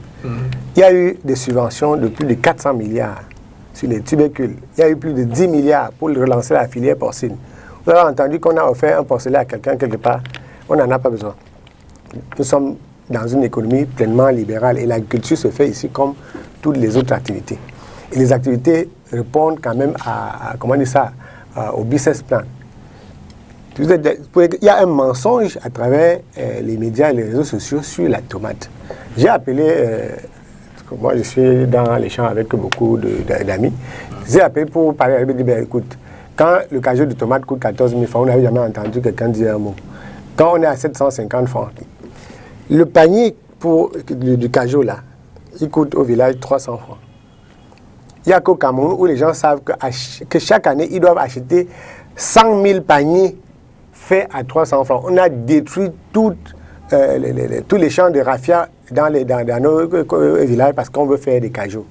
Alors que si l'État dont vous parlez voulait les aider, ou bien si les agriculteurs même voulaient se faire un peu d'argent, ils cesseraient d'acheter un cajou en raffia à 300 francs. Parce qu'au bout de 4 saisons, vous avez dépensé énormément d'argent. On peut avoir des cajoux en plastique. Il y a tellement de sociétés au Cameroun qui peuvent faire des cajoux en plastique pour être réutilisables. Donc c'est parce que les gens sont en train de faire du dumping. Vous avez parlé des frontières. Alors, la tomate qui est produite au Cameroun est produite pour aller où? Elle est produite pour être vendue au Cameroun. Elle est produite pour être vendue en Guinée équatoriale ou au Nigeria. Ce sont des questions simples à se poser. Nous sommes là face à une denrée hautement périssable. Pourquoi on n'a pas de problème avec le macabo? Pourquoi il n'y a pas de problème avec le plantain, la patate? Pourquoi on ne parle que de la tomate? Donc le débat, ce n'est pas sur le fait que l'État doit revoir quoi que ce soit sur la filière. Si vous produisez de la tomate pour être vendue en cajot, vous êtes sûr de vous soumettre aux aléas du marché. Le jour où tout le monde va... C'est que ce qui se passe, c'est que quand le cajot de tomate coûte 10 000 francs, tous nos frères et toutes nos sœurs cultivent la tomate l'année prochaine. Et on a une surproduction. Lorsque j'étais tout récemment dans les zones de production où le sac de piment, j'étais là 2 semaines avant, le sac de piment coûtait 45 000 francs. 10 jours après, le sac de piment coûtait 5 000 francs. Les gens ont abandonné les tomates et le piment dans les champs. Parce que tout le monde ayant appris l'année dernière que le piment, le sac se vendait à 50 000, tout le monde est allé cultiver le piment. Et on aura, ça va revenir 1000 fois. Jusqu'à ce que on ait des unités de transformation. Quand vous allez transformer la tomate, il y aura un autre problème. Il ne suffit pas de ramasser les tomates qui sont des boules chimiques pour les mettre dans une machine. Si vous mettez les tomates en boîte, les gens vont tester la qualité. Quand on va voir que le taux de résidus de pesticides et de 450 pour 1000, personne ne va acheter la tomate. Il y a tellement de problèmes dans la filière. Et là, il faut arrêter toutes ces choses qui sont des prétextes dans la pandémie du coronavirus. Il faut arrêter tout ça et revenir. Moi, j'aurais me revenir sur la pandémie et ses ravages réels. Nous sommes morts plus de peur que de mal de Covid. Et là, tout le monde a Covid. La maladie qui a fait le moins de ravages sur notre population depuis janvier 2020, c'est le coronavirus. La maladie qui a fait moins de mal aux Camerounais. Sauf que tout le monde ne parle que de ça. Pourquoi? J'ai l'impression qu'on est là en plein effet de mots. Tout à l'heure, certains disaient que l'espace européen est l'espace le plus contaminé. Donc, ça devait nous poser aucun problème qu'ils disent qu'ils ont fermé cet espace. Ils sont contaminés là-bas. Mais la vérité, c'est que les Camerounais entrent et sortent, les gens entrent et sortent du Cameroun dans les mêmes conditions qu'en Union européenne. C'est-à-dire que ceux qui entrent ici sont soit des diplomates, soit des résidents étrangers, soit des résidents camerounais. Et c'est identique pour les gens qui y vont. Ceux qui partent d'ici pour la France, ce sont ceux qui sont des Camerounais résidents en France ou des Français résidents au Cameroun, ceux qui partent dans leur pays. Donc il n'y a pas eu une disproportion dans le type de mesure qui a été mise en place. On le dit pourquoi?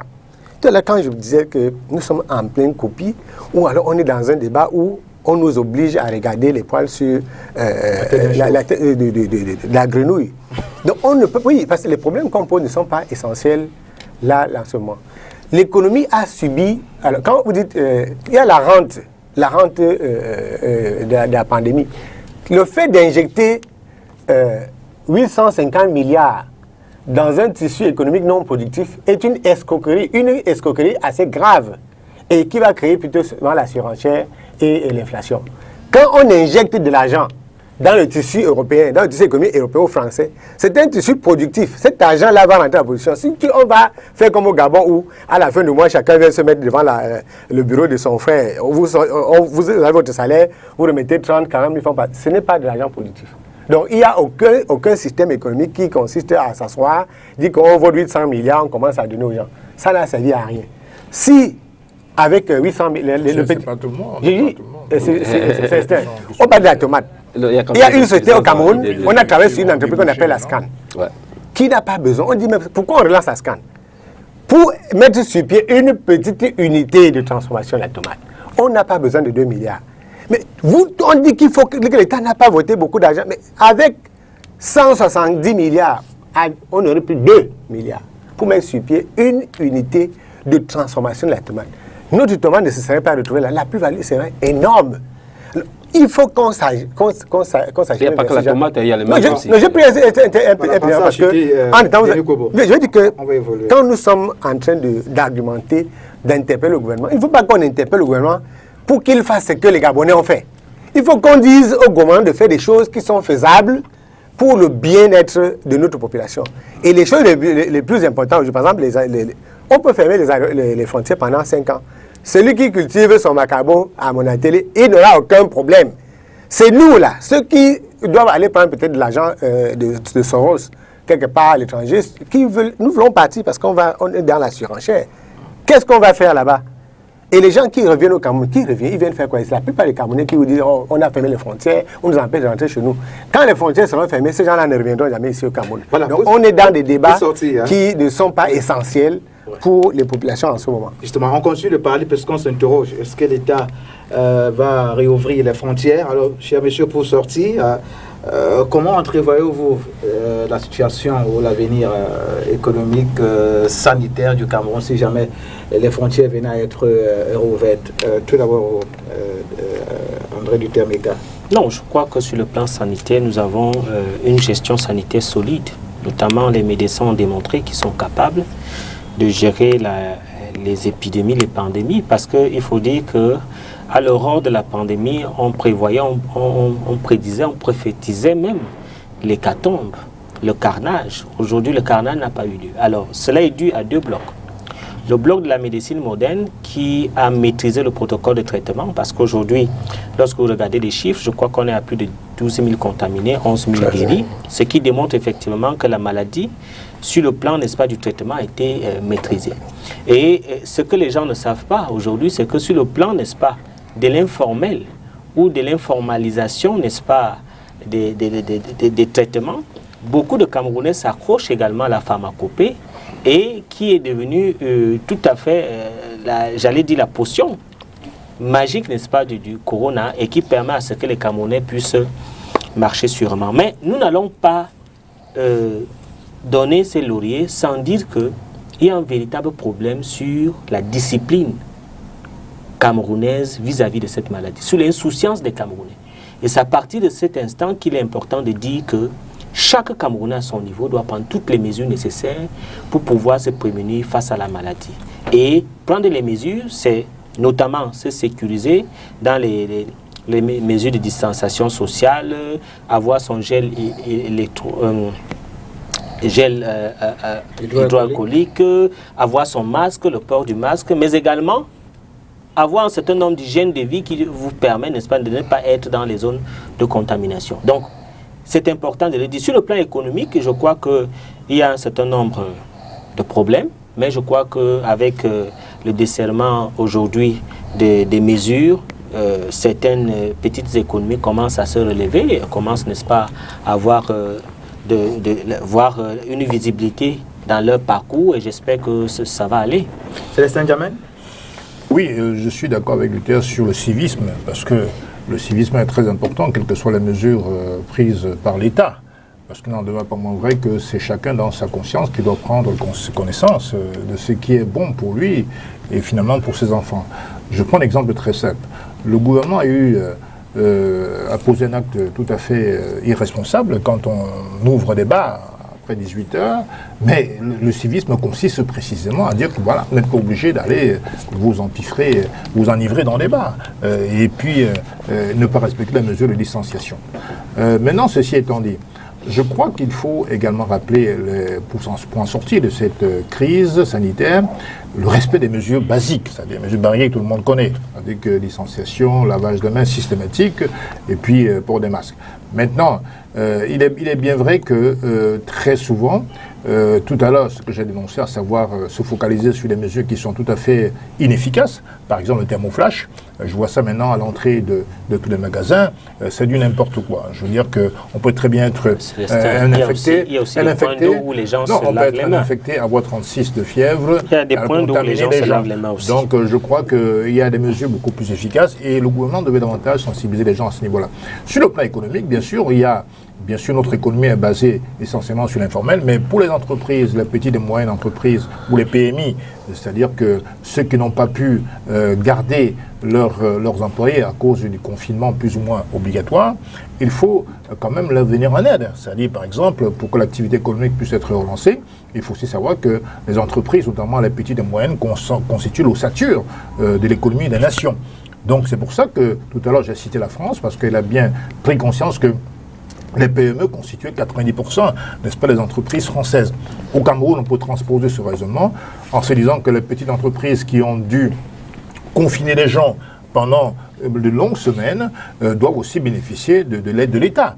C'est ça qui est très important. Et puis, pour sortir de là, je veux aussi rappeler une chose qui me semble aussi très importante. C'est-à-dire que nous avons une pharmacopée africaine. On a tout ce qu'il faut sur la terre pour soigner les gens. Pourquoi toujours se fonder sur, c'est souvent la chloroquine, souvent les médicaments chimiques, Doliprane, etc. Nous avons dans notre pharmacopée africaine des moyens efficaces. Et je crois que le produit qui a été sorti par M. Monseigneur Cléda le prouve très largement. Les gens sont réellement guéris. Nous sommes africains, nous avons des traditions médicinales qui nous permettent de soigner n'importe quelle maladie. Pourquoi l'État ne valorise pas nos tradis patriciens?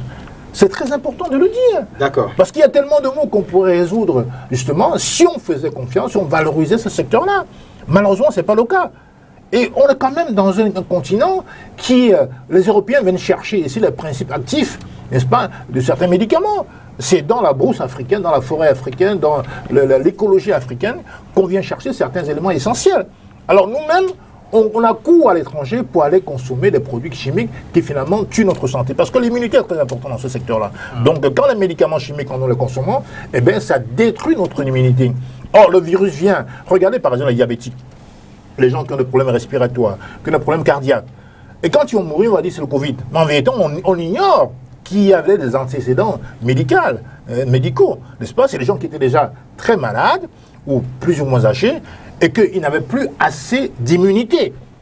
Or, justement, il s'agit de renforcer l'immunité. Le problème dans le Covid, c'est que l'immunité, pour beaucoup de personnes qui meurent, est extrêmement faible. Or, on ne met pas l'accent là-dessus.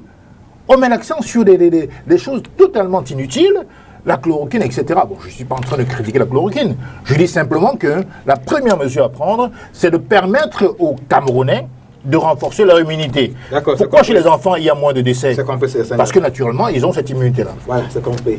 Achille Azemba. Oui, vous allez me permettre de revenir sur un aspect, celui des chiffres, parce que si nous ne faisons pas extrêmement attention, en regardant ces chiffres-là, on peut se gargariser et faire un brillant au sujet. Non pas que ces chiffres soient absolument mauvais, mais je me préoccupe de l'échantillonnage. Parce que, voyez-vous, au début de cette pandémie, ou en cours d'implémentation des mesures, les responsables étatiques avaient annoncé des dépistages massifs. C'est-à-dire un peu comme ça se fait avec les vaccinations, des campagnes de vaccination, quoi. Ben, jusqu'ici, on n'a pas vu ça. Non pas pour dire que c'est facile, parce que lancer des dépistages massifs également demande un certain nombre de dispositifs qu'il faut mettre en place. Alors, quand on n'a pas lancé effectivement cette opération, on est loin d'avoir les chiffres exacts. Donc, si on s'en tient uniquement aux chiffres qui sont en notre possession actuellement, on peut donner l'impression que, alors qu'un grand nombre n'est pas testé. Donc, sur cet aspect-là, il faut également être méticuleux. Mais il y a aussi économiquement un autre problème qui pourrait se poser, parce que durant cette période de pandémie, l'économie n'a pas tourné à sa vitesse normale. Il est probable que du jour au lendemain, si on a réglé le problème sanitaire, économiquement, il y a d'autres problèmes qui pourraient se poser. Par exemple,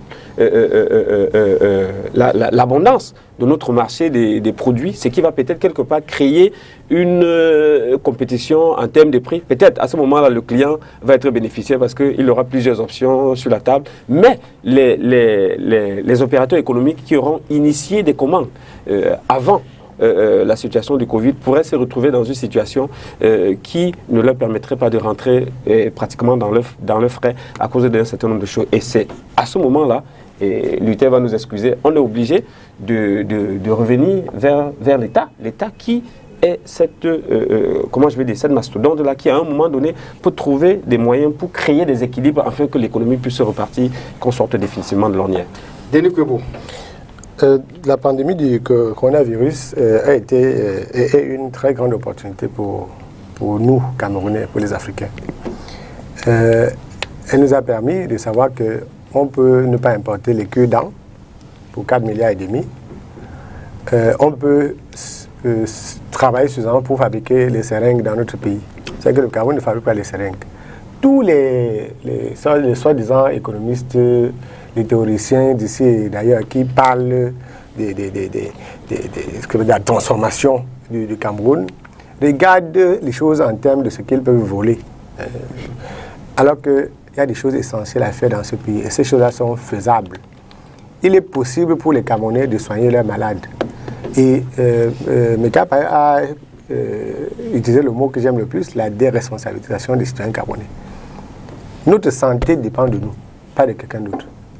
Tout le monde veut vivre. Si on avait... Ouais, que ceux qui oppriment les Camerounais, qu'ils soient de l'opposition ou du pouvoir, si vous avez la possibilité de gérer les quantités d'oxygène que chaque citoyen va utiliser, c'est que nous serons morts depuis. Si on demande même aux pasteurs, aux prêtres et aux imams de gérer l'oxygène, ils vont laisser mourir les Camerounais. Donc, chacun de nous doit savoir qu'il a besoin, chez lui, d'assurer sa propre sécurité sanitaire. Il faut manger ce qui est bon pour votre organisme. Boire le médicament qui sert. Moi, je suis avec un ami journaliste cette semaine-ci qui disait que bon, il a des réserves sur les décoctions qu'on prenne. Mais vous êtes libre d'avoir les réserves sur les décoctions que nous prenons. Je prends la décoction qui m'arrange avec mes enfants, sans permission de personne. Vous avez des réserves sur les décoctions que nous on prend. Pourquoi vous n'avez pas de réserves sur la modicité des moyens que nous avons? Comme vous nous aimez beaucoup, vous devez quand même vous être ému que les familles vivent avec moins de 500 francs par jour. Parce que tout le monde veut nous pousser vers cette industrie de consommation-là. Cette pandémie-ci va aider le Cameroun à ce que désormais, les gens ne vont plus rentrer dans les champs, cultiver les tomates avec des produits chimiques, n'importe comment. On doit cultiver bien a dit une fois que notre problème, c'est que nous cultivons ce que nous ne mangeons pas, et puis nous mangeons ce que nous ne cultivons pas, nous ne produisons pas. Nous avons appris la leçon cette fois-ci. Allons dans nos champs produire notre pâte parce que j'ai vu les chiffres des importations de riz, les chiffres des importations de blé au Cameroun, les chiffres des importations de poissons. Centaines de milliards. Là, c'est l'État, justement. Oui, il faut que... Si l'État, au lieu de bloquer seulement les frontières, si l'État pouvait prendre un décret pour dire que on ne veut plus voir la couleur d'un poisson venu d'ailleurs, chacun va aller faire. Il y a tellement d'états dans mon propre champ, les rivières qui passent par-ci, par-là. Personne ne veut aller produire le poisson qui nous vaut l'exportation de centaines de milliards en devises. Donc, il ne faut pas... Je pense que l'occasion de se... Ou faire la pisciculture. Bien sûr, c'est ça que je dis. Donc, on a un prétexte là, important pour réorienter nos productions, réorienter. Et quand je prends Douala Yaoundé, chaque fois, j'ai des problèmes parce que même si c'est à 4 heures, je regarde des deux côtés de la route, le potentiel qu'il y a. Vous allez chez ceux qui se disent développés, vous allez aux États-Unis, en Allemagne, des deux côtés de l'autoroute, il n'y a que les plantations. Il n'y a pas 1 mètre carré sans quelque chose qui rentre dans la consommation des Américains ou des Allemands. En Italie, c'est la même chose. Il n'y a que si on vous dit que non, on peut faire les fleurs au bord de l'eau, on peut planter un jardin. Toutes les entreprises françaises qui arrivent là, ou qui viennent, on fait des routes, puis au milieu là, on plante c'est pas des palétuviers. Personne, vous met un cocotier. Même pas fruitiers. Oui, on ne met pas les arbres fruitiers, parce que si on met les arbres fruitiers, on n'a plus importer. Il faut nous amener. Il faut qu'on ajouter juste quelques secondes par rapport à ce que vraiment quelques secondes. Pour amplifier. On dit souvent à chaque chose malheur est bon. La pharmacopée a démontré de façon magistrale qu'elle peut apporter beaucoup en Afrique.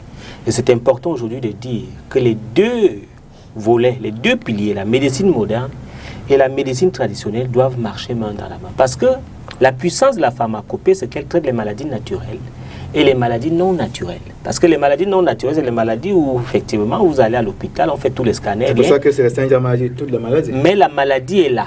Donc, s'il y a cette complémentarité, je crois que lorsque nous sommes déçus de ce côté de la maladie et des maladies modernes et de la mafia médicale, effectivement, la médecine traditionnelle prend le relais. Donc, c'est important que ces deux volets-là soient véritablement implémentés, comme c'est fait aujourd'hui avec Monseigneur Cléda. Ceux qui sont sortis du lot, Dr Hobson, Monseigneur Cléda et Dr Payou, qui ont sorti, n'est-ce pas, des médicaments améliorés il y en a qui ont eu la publicité. Il y a un millier dans ce pays qui peuvent... D'autres qui travaillent en back-office. Ils n'ont pas besoin, parce qu'ils n'ont pas besoin de la télé ou la radio. Si moi je fais le médicament pour moi, et là j'ai fait pour moi, je ne prends pas pour autrui. Je n'ai pas besoin de publicité. Non, bien sûr. J'espère que la rampe mais toi, tu as bu de l'eau chaude chez toi. On va tout de suite embrayer sur le second sujet juste après cette transition.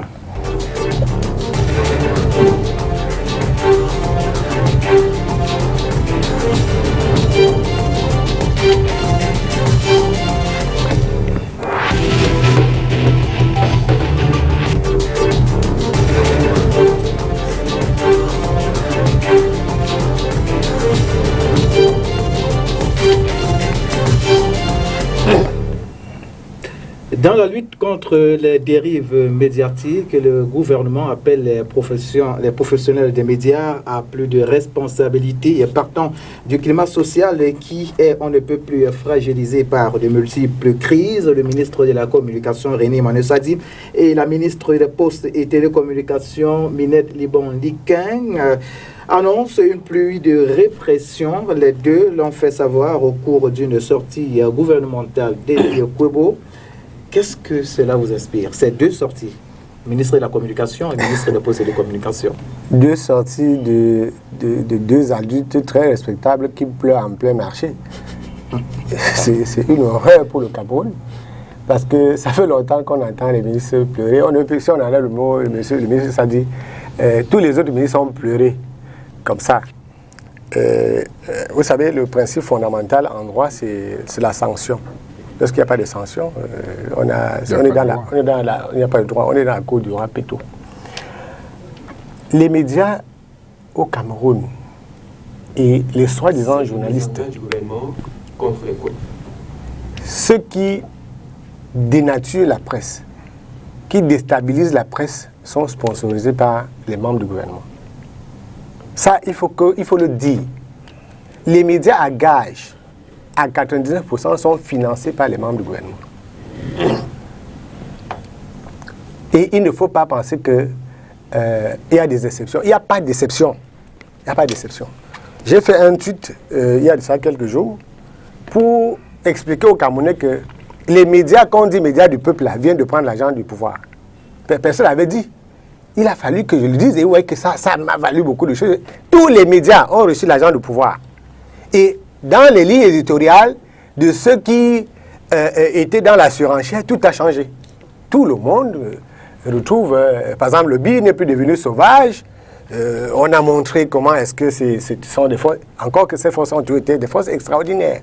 Donc il a fallu que le gouvernement distribue un peu d'argent pour qu'enfin les journalistes découvrent qu'il y a des choses bien qui se font dans le pays. Alors, la personne qui souffre là-dedans, c'est le peuple. Donc, je suis d'accord avec le ministre Sadi, avec le ministre des Postes et Télécommunications, que je ne crois pas qu'il y ait beaucoup de pays où on fonctionne comme ici. Et quand ça nous arrange, on laisse faire. Il faut avoir le courage de ne pas laisser faire, de ne plus laisser faire. Sauf que il y a quand même on ne doit pas... Nous sommes en démocratie, nous sommes en 2020, on n'est pas en 1960. Le syndicat national des journalistes du Cameroun a, cette semaine, depuis quelques jours, annoncé la mise sur pied d'un conseil national d'éthique et de déontologie pour sanctionner le mauvais journalisme. Ça, si vous ne pouvez pas extirper de votre propre sein les mauvaises graines, il n'y a pas de morale qui vaille. Nous avons depuis très longtemps demandé à l'État de rester sur l'aspect politique dans le fonctionnement des médias, à savoir la réglementation. La régulation des médias est du ressort exclusif d'un État. Et l'État doit être donc le gendarme en ce qui concerne donc les règles. On ne peut pas, chacun ne peut pas se lever un matin, il commence à faire passer une télé en boucle, la radio. Avec $2, vous avez un journal au Cameroun. C'est rare de voir un autre pays où avec 1000 francs CFA, vous créez un journal. Mais c'est pour orchestrer le grand bordel, excusez du terme. Si vous voulez créer un organe de presse, il faut apporter la preuve que vous pouvez faire fonctionner un organe de presse. Alors, si un monsieur sort de chez lui, emprunte 1000 francs à son voisin pour aller chez le préfet, sortir un récépissé, c'est pour aller faire de l'escroquerie ou le commerce de l'information. Et au Cameroun, 97% des médias, il faut bien noter, font le commerce de l'information, à ne pas confondre avec le journalisme. Le journalisme ne s'accommode pas du commerce de l'information. Vous ne pouvez pas avoir un journal qui le matin dit que Biya est mort, le lendemain il dit que Biya est vivant. Après, ça ne met personne. Les policiers et les gendarmes, c'est des criminels. Après, on dit que c'est les meilleures forces de défense et de sécurité du monde. Ça fait que le Cameroun soit la risée de tout le monde. Ceux qui lisent nos médias en ligne ou ceux qui écoutent nos télévisions à l'étranger se demandent si nous sommes un village ou un pays. Parce qu'on est un village. Ou un endroit. Ou un endroit, on est peut-être un endroit quelconque. Il y a quand même un peu de logique dans ce qu'un être humain fait. Et lorsqu'il est journaliste, en supposant que les gens sont effectivement journalistes, il y a quelque chose qui guide son travail. Un journaliste est guidé par une charte qui est équilibrée en droits et devoirs. Il y a la charte des droits, la charte des devoirs. Si on dit au chapitre 5 de la charte des devoirs qu'un journaliste s'oblige de respecter la vie privée des personnes, on ne peut pas avoir une télévision en pleine capitale faisant du blanchiment d'argent qui attaque tout le monde sur le plan privé. Je n'ai pas dit autre chose. C'est parce que on a embarqué tout le monde dans la bêtise que ça peut se passer ainsi. Et les gens se demandent, mais attends, vous dites que votre pays là, parfois quand on va, le cœur bat parce que dès que vous descendez de l'avion, le gars dit, mais attends, on a suivi l'autre jour. Ça nous choque de savoir quand vous posez cette question. Quel est ce pays où les milliards se baladent dans la rue? Dans la rue. Je dis que quand le ministre de la Communication a fini de parler, je n'ai pas espoir parce que il y a de ça quelques mois, il a réuni autour de lui ce qu'il appelle les patrons de presse. Tu as autour de toi des gens qui n'ont jamais payé un salaire à un journaliste. Des gens qui n'ont jamais payé la CNPS un seul mois. Comment est-ce qu'un ministre de la République, avec le drapeau camerounais, peut avoir autour d'une table des gens qui mettent d'autres citoyens en esclavage? Ça, c'est la prime à l'illégalité. Ça, c'est la prime à la débauche. Et quand les gens sortent de là, petit à petit, vous savez qu'ils deviennent tout puissants. Quand vous insultez tout le monde dans votre radio, dans votre télé, vous avez quand même un sentiment de puissance. Jusqu'à ce que ce sentiment de puissance aille contre la puissance publique même. Il faut que les gens reviennent à la raison. À commencer par nous. Moi, je sais pas, l'État est dans son droit, les ministres sont dans leur rôle, mais nous, c'est nous qui sommes les journalistes. D'accord, c'est ça. Et s'il vous plaît, en une seconde, nous, quand il dit que nous sommes les journalistes, on peut emprunter à la charte de la société professionnelle des journalistes en France pour dire que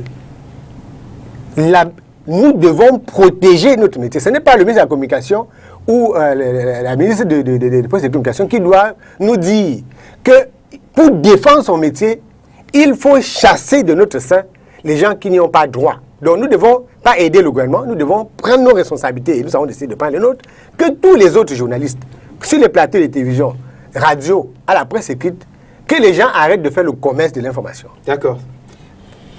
Célestin Djamé, observez-vous ces dérives médiatiques dont parle le système d'éducation du gouvernement? Mais avant de parler de dérives, je crois que le sujet n'est pas sur la presse en général, c'est sur la cybercriminalité, en passant bien sûr par la presse. Ils ont fait l'esquive. C'est vrai que ils n'ont pas voulu fâcher les amis. fait allusion sans le dire de manière... Et Denis parle en tant que syndicaliste, là aussi, il ne faut pas l'oublier.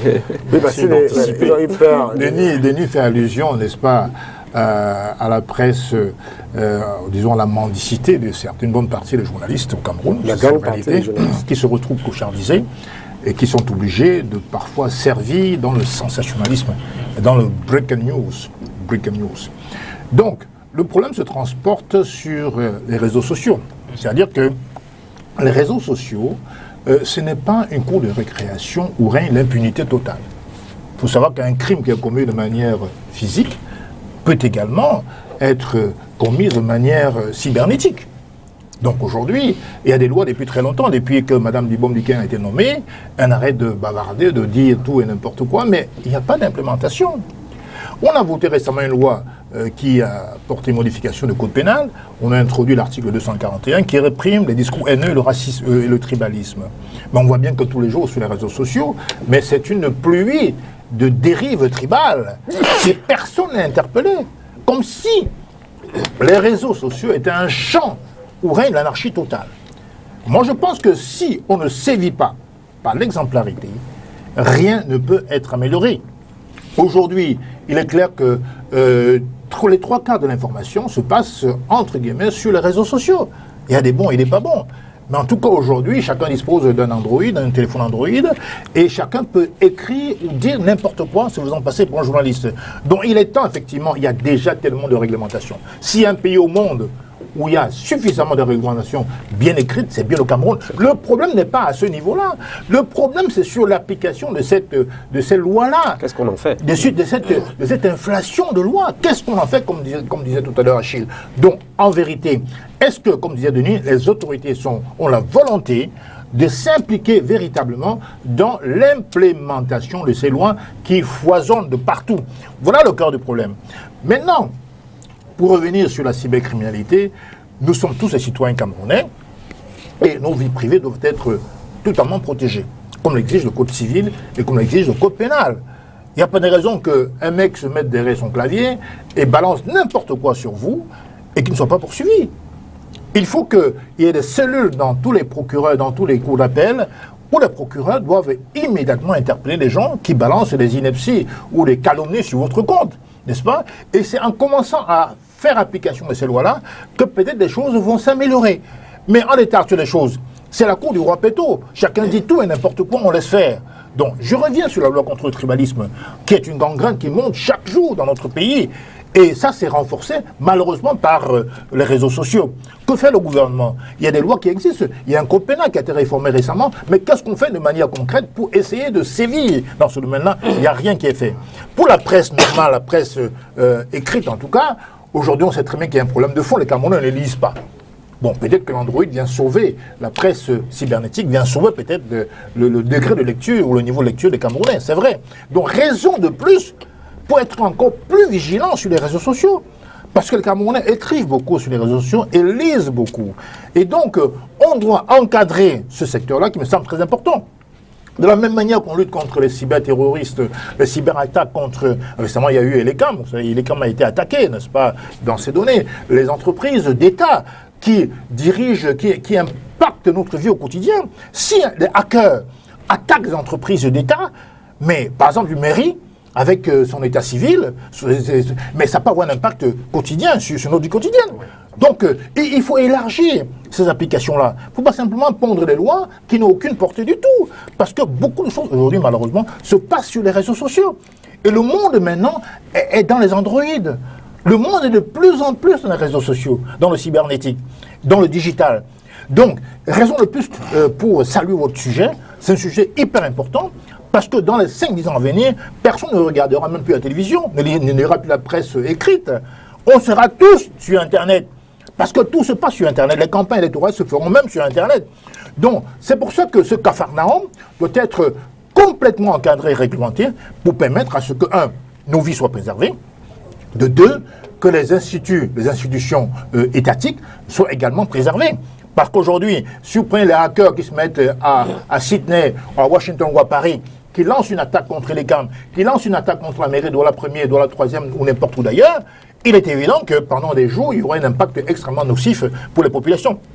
Donc c'est un sujet très important, même si ça n'a pas l'air, il faut vraiment sévir à ce niveau-là. Ok. Achille Azemba, selon le ministre de la Communication, il est temps de passer à la répression. D'après René Emmanuel Sadi, la sensibilisation n'a pas porté ses fruits. Oui, on devrait continuer à sensibiliser, mais surtout passer déjà à la répression. Les deux intervenants précédents, Denis et Célestin, ont dit quelque chose d'extrêmement important, mais je voudrais plutôt corroborer avec une anecdote. Quand j'étais encore maire, adjoint à la commune de la 3e en 2016, je lance une vaste campagne de reboisement dans ma commune. Et j'invite quelques journalistes. Et justement, un autre journaliste se pointe, s'invite lui-même.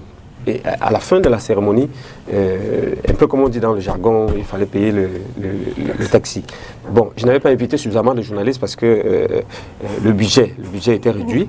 Et je tends 10 000 francs à ce journaliste. Il me dit, il n'est pas n'importe qui, il n'est pas le style de journaliste à qui on donne 10 000 francs. Et justement, comme le budget était réduit, j'ai donné cette somme d'argent à d'autres qui avaient bien voulu accepter l'argent de taxi que je leur avais offert. Parce que j'étais sur un projet, on m'avait précisé que les dépenses en matière de communication, en matière de médias, relevaient de nous. Ce n'était pas comptabilisé. Alors, le lendemain, ce journaliste, directeur de publication, je ne vais pas citer son nom pour ne pas lui faire la publicité gratuite, il n'en mérite même pas d'ailleurs, il va poster sur les réseaux sociaux que Achille Azemba, c'est un maire orgueilleux, il passe des marchés fictifs à la commune d'avancement des droits 3e. Donc vous voyez, la haine a fait qu'il se plante lui-même. Et je lui ai passé un coup de fil pour dire, je ne savais pas que tu étais autant petit parce qu'un adjoint au maire ne passe pas de marché. Et curieusement, ce sont d'autres camarades de journalistes qui lui ont dit, nous savons, quand vous ne vous entendez pas sur des questions de gombo, ça devient de l'acharnement. Comme pour dire que les réseaux sociaux sont un monde extraordinaire.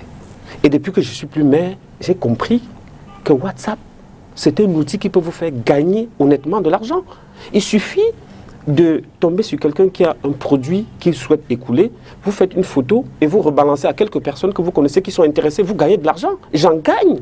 On n'est pas obligé de forcément casser les réputations des gens, de les détruire ou de se balancer les vidéos pornographiques à longueur de journée pour se fatiguer l'esprit. Non, le monde des réseaux sociaux, c'est un vivier qui peut aider dans du positif. On voit des gens qui se regroupent dans des forats par rapport à une corporation des journalistes, ils se partagent les expériences, ils se partagent les documents, que ce soit dans des partis politiques. C'est un outil extraordinaire, mais malheureusement, qui est très, très mal utilisé pour faire du mal au lieu de l'utiliser positivement. Donc, plus que jamais, et là, on en appelle aux responsables gouvernementaux, parce que c'est ça la responsabilité du politique qui gère, de pouvoir prendre les décisions. Si ce n'était pas ça le travail du responsable du politique, ce serait facile. N'importe qui pourrait assumer des fonctions de responsable, n'importe qui pourrait être président. Vous devez passer votre test et assumer parce que la fonction n'est pas facile. Et justement, on est là face à un cas patent. Imaginez, ma fille qui a 10 ans et qui a beaucoup de respect pour moi, apprend que son papa est un bandit qui passe des marchés fictifs. Comment est-ce que je vais réparer ça? Est-ce que ce monsieur peut me réparer ce préjudice? Donc, plus que jamais, Madame le ministre a raison, mais il ne suffit pas de s'arrêter à la dénonciation. Il faut passer à la vitesse supérieure. Comment traquer ces cybercriminels? Comment traquer ces terroristes qui font beaucoup du mal à notre République? André Temeka, qu'est-ce qui, selon vous, peut expliquer sur lynchage des personnalités et à la désinformation, comme semble l'indiquer le ministre de la Communication? D'abord, je voudrais que lorsqu'on prononce des mots, qu'il y ait une certaine responsabilité sur le choix des mots. J'ai entendu dire le ministre bavarde à tort à travers, un ministre pleure comme ça en plein jour. Je demande qu'il y ait du sérieux quand on parle des autorités de notre pays. C'est les faits. Les ministres ne bavardent pas, ils ne pleurent pas.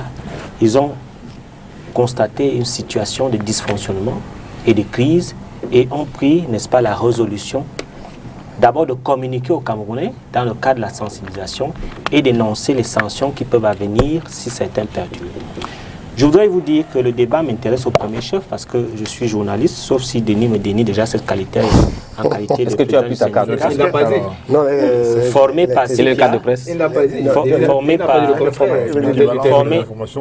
Non, Azem Badou, les plus jeunes. Formé à SIFIA International et au Messager. Donc j'ai officié en tant que chef d'ex-politique au journal Le Front pendant plusieurs années.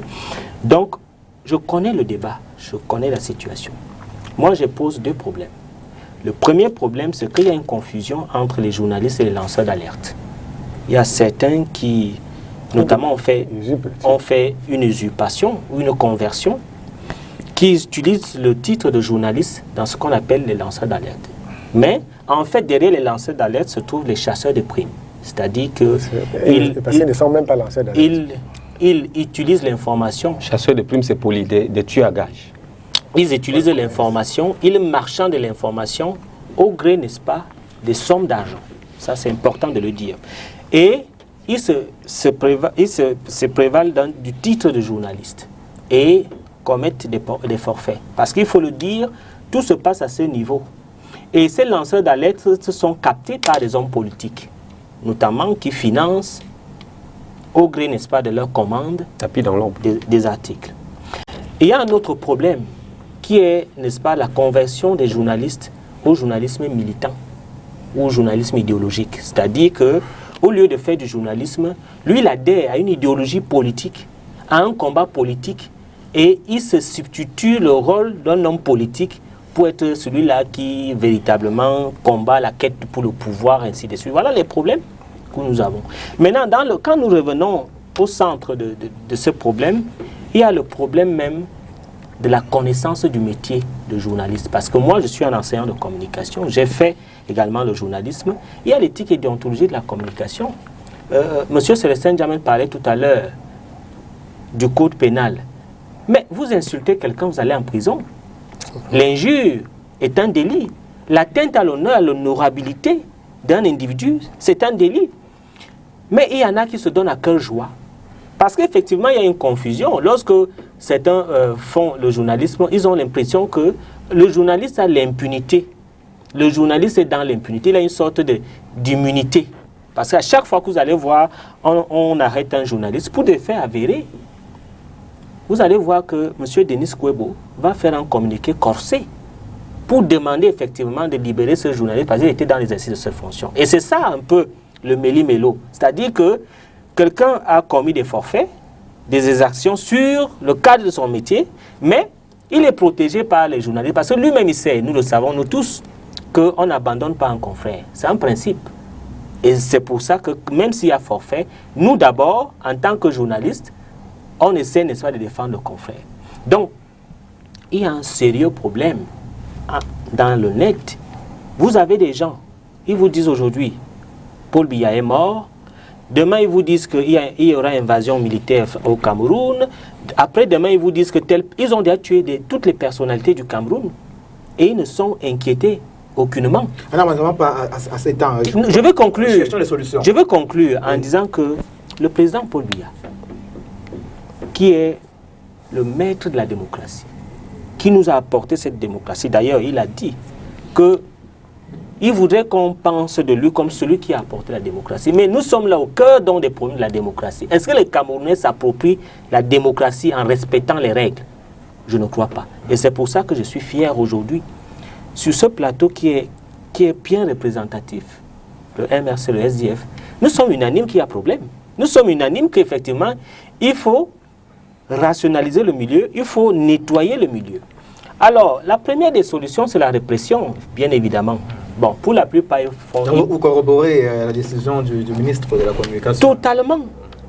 Moi, je sais l'origine de cette affaire-là, parce qu'avant, ce n'était pas aussi exponentiel. Mais c'est la MRC qui a mené ces histoires. C'est le MRC. Et moi, je dis, nous implorons le ministre de nettoyer ce parti. Non, c'est le MRC qui a créé la télévision qui insulte tout le monde à Yaoundé. Non. Il faut rester dans je dis dans les réseaux sociaux. Nous sommes dans les réseaux sociaux. Évitons le ping-pong. Nous sommes dans les réseaux sociaux. Parce que la caricature, ce n'est pas... Depuis la présidentielle 2018, le net, la toile explose. Des incongruités, des insanités, des informations infectent de la désinformation. Et je vous dis, et j'en assume d'ailleurs, tout le monde le sait, c'est le MRC qui a apporté ça.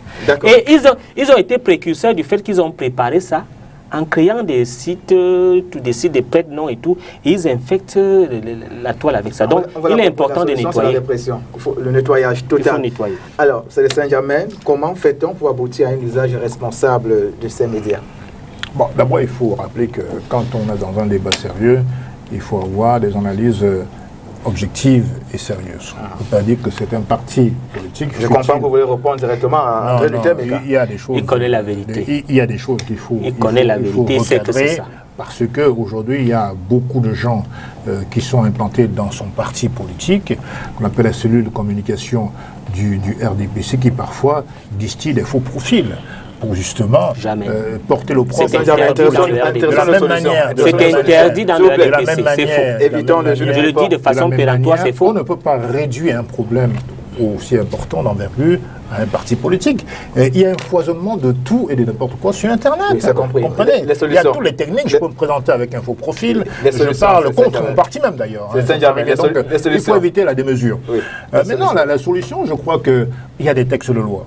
Le ministre n'est pas là pour pérorer. Le ministre est là pour vérifier l'implémentation. Non, attendez. Vous n'allez pas dire un ministre pérorer. Non, c'est le cas. On sort d'un sujet sur le Covid ou des mesures hygiéniques. Un ministre de pérorer. La défense de votre camp. Vous avez été maire, c'est pas responsable, c'est monsieur-là. Monsieur Meka. Il assume ses propos. Oui, quand pérorer, je dis que vraiment. le bavardage ne sert à rien quand on est responsable.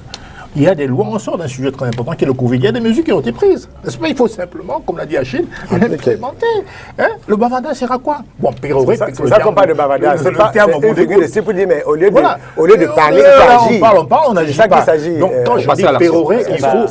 C'est très hygiénique. Est-ce que c'est hygiénique d'être complice des gens qui insultent les autres? Donc c'est ça. Il y a donc des cadres juridiques qui existent au Cameroun on est le champion du monde des textes, qui sont d'ailleurs très bien faits. Qu'est-ce qui nous coûte de les mettre en application? Surtout dans le domaine, justement, de la cybercriminalité ou du cyberdélit. Aujourd'hui, tout est déporté sur les réseaux sociaux, je l'ai dit tout à l'heure. Donc, raison de plus pour vraiment agir au lieu de bavarder. Qu'on soit ministre ou pas d'ailleurs. Donc, moi, je dis aujourd'hui qu'il faut responsabiliser les gens. On a voté une loi récemment, je l'ai dit tout à l'heure, sur les discours haineux sur Internet et sur les fausses nouvelles. C'est défini par le code pénal, mais appliquons-les. Est-ce qu'on connaît la contribution qu'on peut apporter à la lutte contre le tribalisme si on traîne les gens en justice sur des propos tribaux, tribalistes qui sont véhiculés sur Internet par exemple? Est-ce qu'on connaît l'apport de ce combat si on applique des lois? Donc, quand je dis qu'il faut agir, c'est parce qu'on est dans un débordement. On dit tout et n'importe quoi, on calomnie les gens. Combien de fois j'ai été calomnié? Vous-même, Luther Meka, n'en faites pas exception. Ah bon? D'accord. Mais oui, bon, justement, la solution c'est pour ça finale, que ça concerne vraiment tout le monde.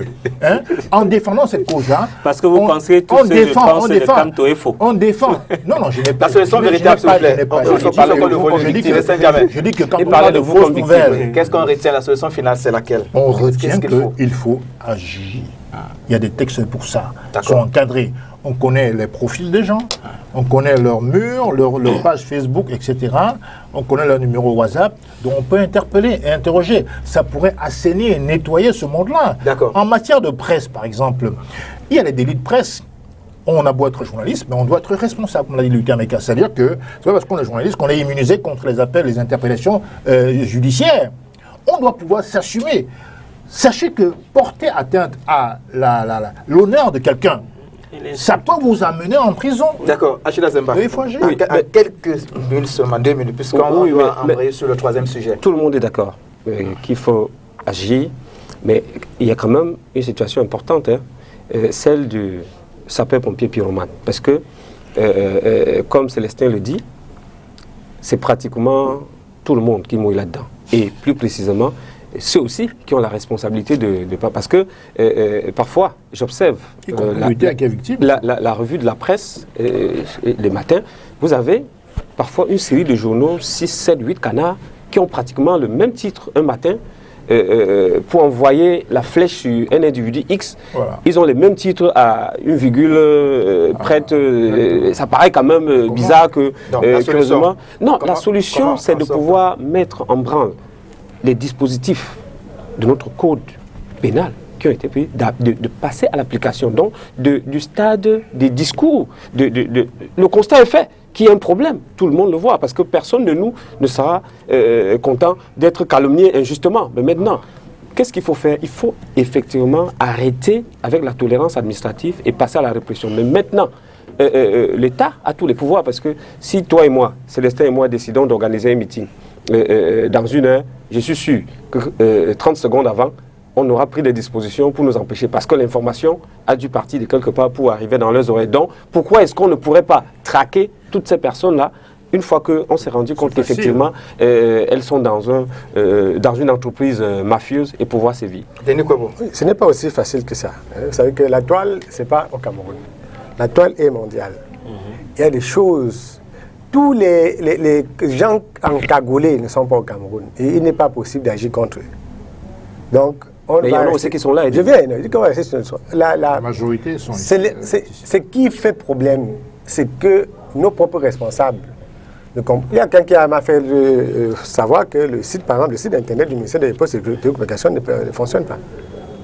C'est-à-dire que vous gérez les télécommunications dans un pays, vous gérez Internet, mais vous n'avez pas un site Internet. Donc, je ne sais pas où est-ce que comment est-ce que vous appréhendez la question de l'Internet. Moi, je suis allé tout récemment au Qatar et j'ai l'habitude d'entrer dans des sites assez stratégiques. Et quand je tape, ce n'est pas possible. Je suis retourné plusieurs fois, je suis allé voir le responsable. Il me dit, bon, ici, ce n'est pas possible d'avoir accès. La cybercriminalité, et moi, je mesure mes mots, c'est en toute responsabilité parce que j'ai quand même une franchise là-dessus. Et entretenu à 98% par les services secrets des grands pays. La cybercriminalité. Donc, il ne faut pas parler de la cybercriminalité. Ce n'est pas des petits messages de Facebook et autres là qui font problème. Et même les agissements des Camerounais sur Internet peuvent être téléguidés par les services secrets étrangers. Alors, comment fait-on pour juguler cela? C'est pas possible. Nous ne sommes pas là pour juguler cela. Nous sommes là pour protéger. Nous sommes là pour protéger l'espace camerounais contre cela. Je veux dire que nous ne nous occupons pas des choses. Quand quelqu'un perd son épouse, un autre prend celui des 10 que c'est son mari qui l'a tué. Je dis donc il est possible ici, avec très peu de moyens, d'empêcher cela. Et comment? Donc, d'empêcher ça, il y a des logiciels, je vous ai dit que si vous allez dans un pays, je tape, j'ai saisi un mot, vous n'avez pas accès. Ouais. Tribalisme ou bien tontinal. On peut bannir même des mots comme ça. Vous tapez ça, ça ne renvoie à rien. Votre texte ne va pas. C'est possible de le faire. Techniquement. Mais tout à l'heure, quand je suis d'accord avec mes cas, il ne faut pas penser que nous manquons du respect au ministre sur la parler. La figure de titre, c'est pourquoi? C'est pour dire, monsieur le ministre, ou monsieur et madame le ministre, vous devez faire vite. Et faire vite consiste, quand on dit la loi ne s'applique pas par elle-même. Il y a des choses qui peuvent être faites dans l'urgence. Et lui, il a parlé tout à l'heure de la déresponsabilisation. Il ne faut pas faire comme si c'est l'État qui doit arrêter le fait qu'ils disent qu'on aille diffamer les gens sur Internet. C'est la charte professionnelle des journalistes qui doit me guider, moi. Même, à l'époque, on parlait d'un tribunal des pairs. Bien sûr, et nous en avons pour nous-mêmes, membres de notre syndicat désormais. Et vous n'allez plus donc voir que le SNIC, avant que les gens n'aillent au tribunal avec un membre du SNIC, vous allez voir que nous-mêmes, on aura fait notre travail avant. Parce qu'il est hors de question que dans un corps de métier, vous laissiez des gens faire n'importe quoi. Ça dit que divise votre métier. Oui, et au Cameroun, malheureusement, je vous dis que ce qui fait point, c'est que la presse gouvernementale, peut-être encore le Cameroun peut dire qu'elle ne fait pas de mauvaises choses. La presse qui devait tenir la morale est dans les filets de la corruption.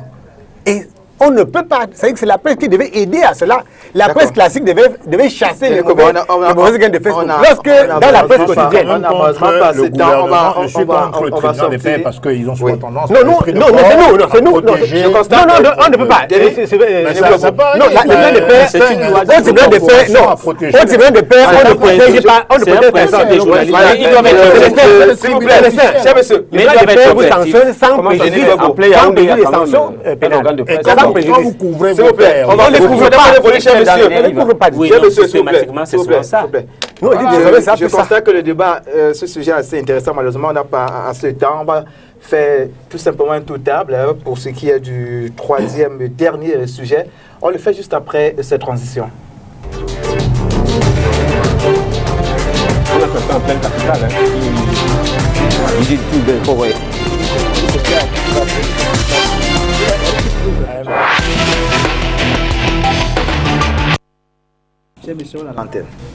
Coupable. Bilan mitigé 3 ans après l'adoption de la loi portant réforme des entités publiques de l'État. C'est du moins l'avis du professeur Viviane Ondoa Bivolet, experte en gouvernance publique pour très peu d'entreprises. Pour elle, très peu d'entreprises se sont arrimées aux dispositions de cette loi qui existe pourtant depuis 2017. Juste un tour de table, chacun dans son point de vue. 3 ans après, bilan mitigé d'après cet expert sur les questions d'entreprise publique ou de gouvernance publique, c'est Saint-Germain. Oui, alors les lois existaient avant 2017.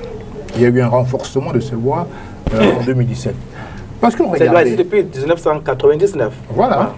Caduc, donc il y a eu un renforcement on a réformé. En 2017. Parce qu'on regardait par exemple sur les mandats élastiques, certains PCA, certains directeurs généraux ou DGA. Non, pas mandat élastique. Les mandats sont... je suis en train d'introduire. Sur les performances, sur les actes posés par ces responsables de société, sur les rémunérations. Dans chacun de ces domaines, il y avait un encadrement législatif. Prenons le cas des mandats, par exemple. C'était prévu que chaque DGA ou PCA ferait un mandat de 3 ans renouvelable éventuellement 2 fois.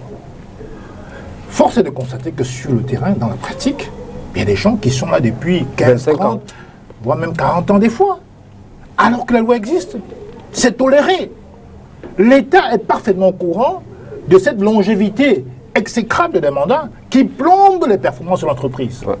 Sur les rémunérations, par exemple, on rémunère les gens à tort et à travers, sans même tenir compte de leur bilan, parce qu'il faut présenter un bilan après le premier mandat, pour démontrer qu'on a bien travaillé et qu'on a participé à la solidité de l'entreprise. Il faut faire montrer pas de blanche. Ce n'est pas le cas. L'État le sait.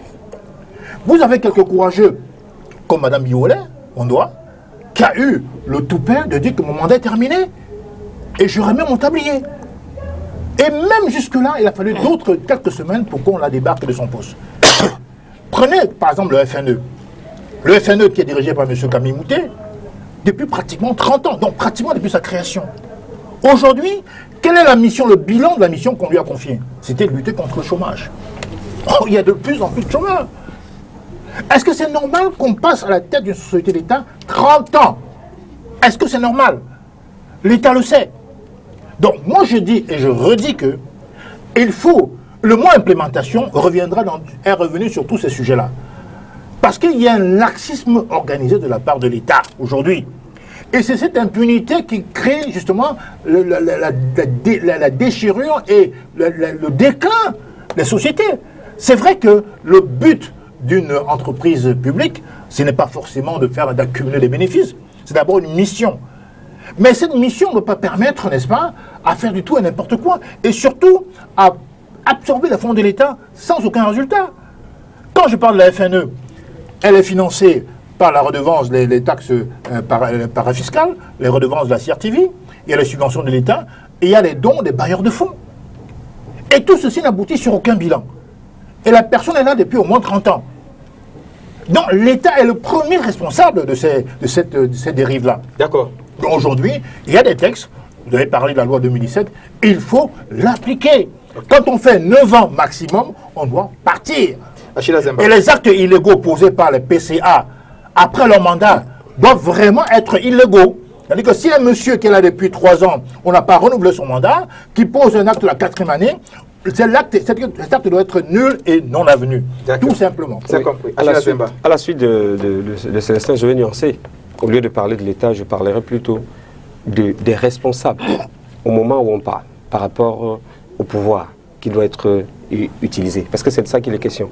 Et il souligne là un problème. C'est l'État qui les nomme. Oui, il souligne là un problème de la culture de l'alternance. Parce que dans notre société, je me rends compte qu'on a l'impression que quand on demande à quelqu'un de partir d'un poste, ça veut dire forcément qu'il a mal travaillé. Non!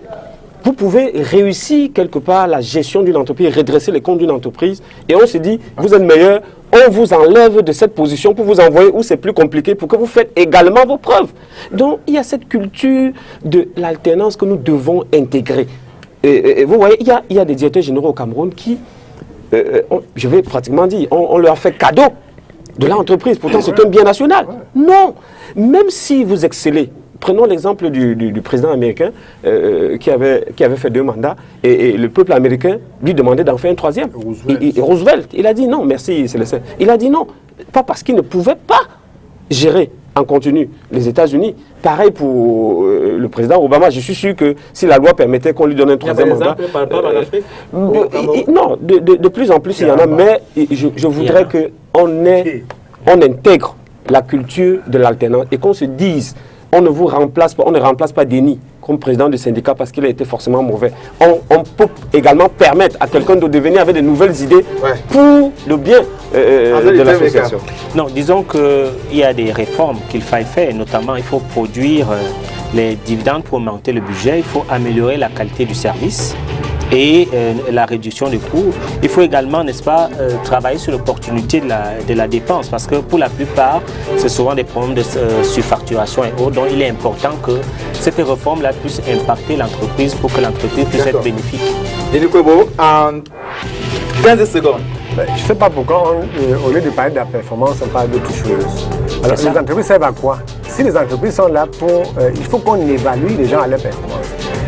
Limite, parler du nombre de mandats, c'est que c'est un cadeau qu'on fait à un DG. Le DG devait être à la tête d'une entreprise pour un résultat escompté. Qu'on dise que, alors on vous évalue au résultat. S'il est évalué au résultat, il pourrait faire 4, 5, 6, 7 ans, mais vous ne pouvez pas être là à faire le résultat toute votre vie. Donc, il dit qu'il faut qu'on insiste aussi sur le résultat. Sinon, ça va être que nommer quelqu'un à un poste de DG, c'est lui accorder une faveur. Non, ce n'est pas une faveur. C'est du travail qu'on vous donne et vous devez, n'est-ce pas, produire le résultat qu'il faut. Merci. Rediffusion donc de cette émission ce soir à partir de 20h30 depuis demain lundi, lorsqu'il sera 13h30. Ce fut un plaisir, mesdames, messieurs. Restez-nous fidèles. À dimanche prochain.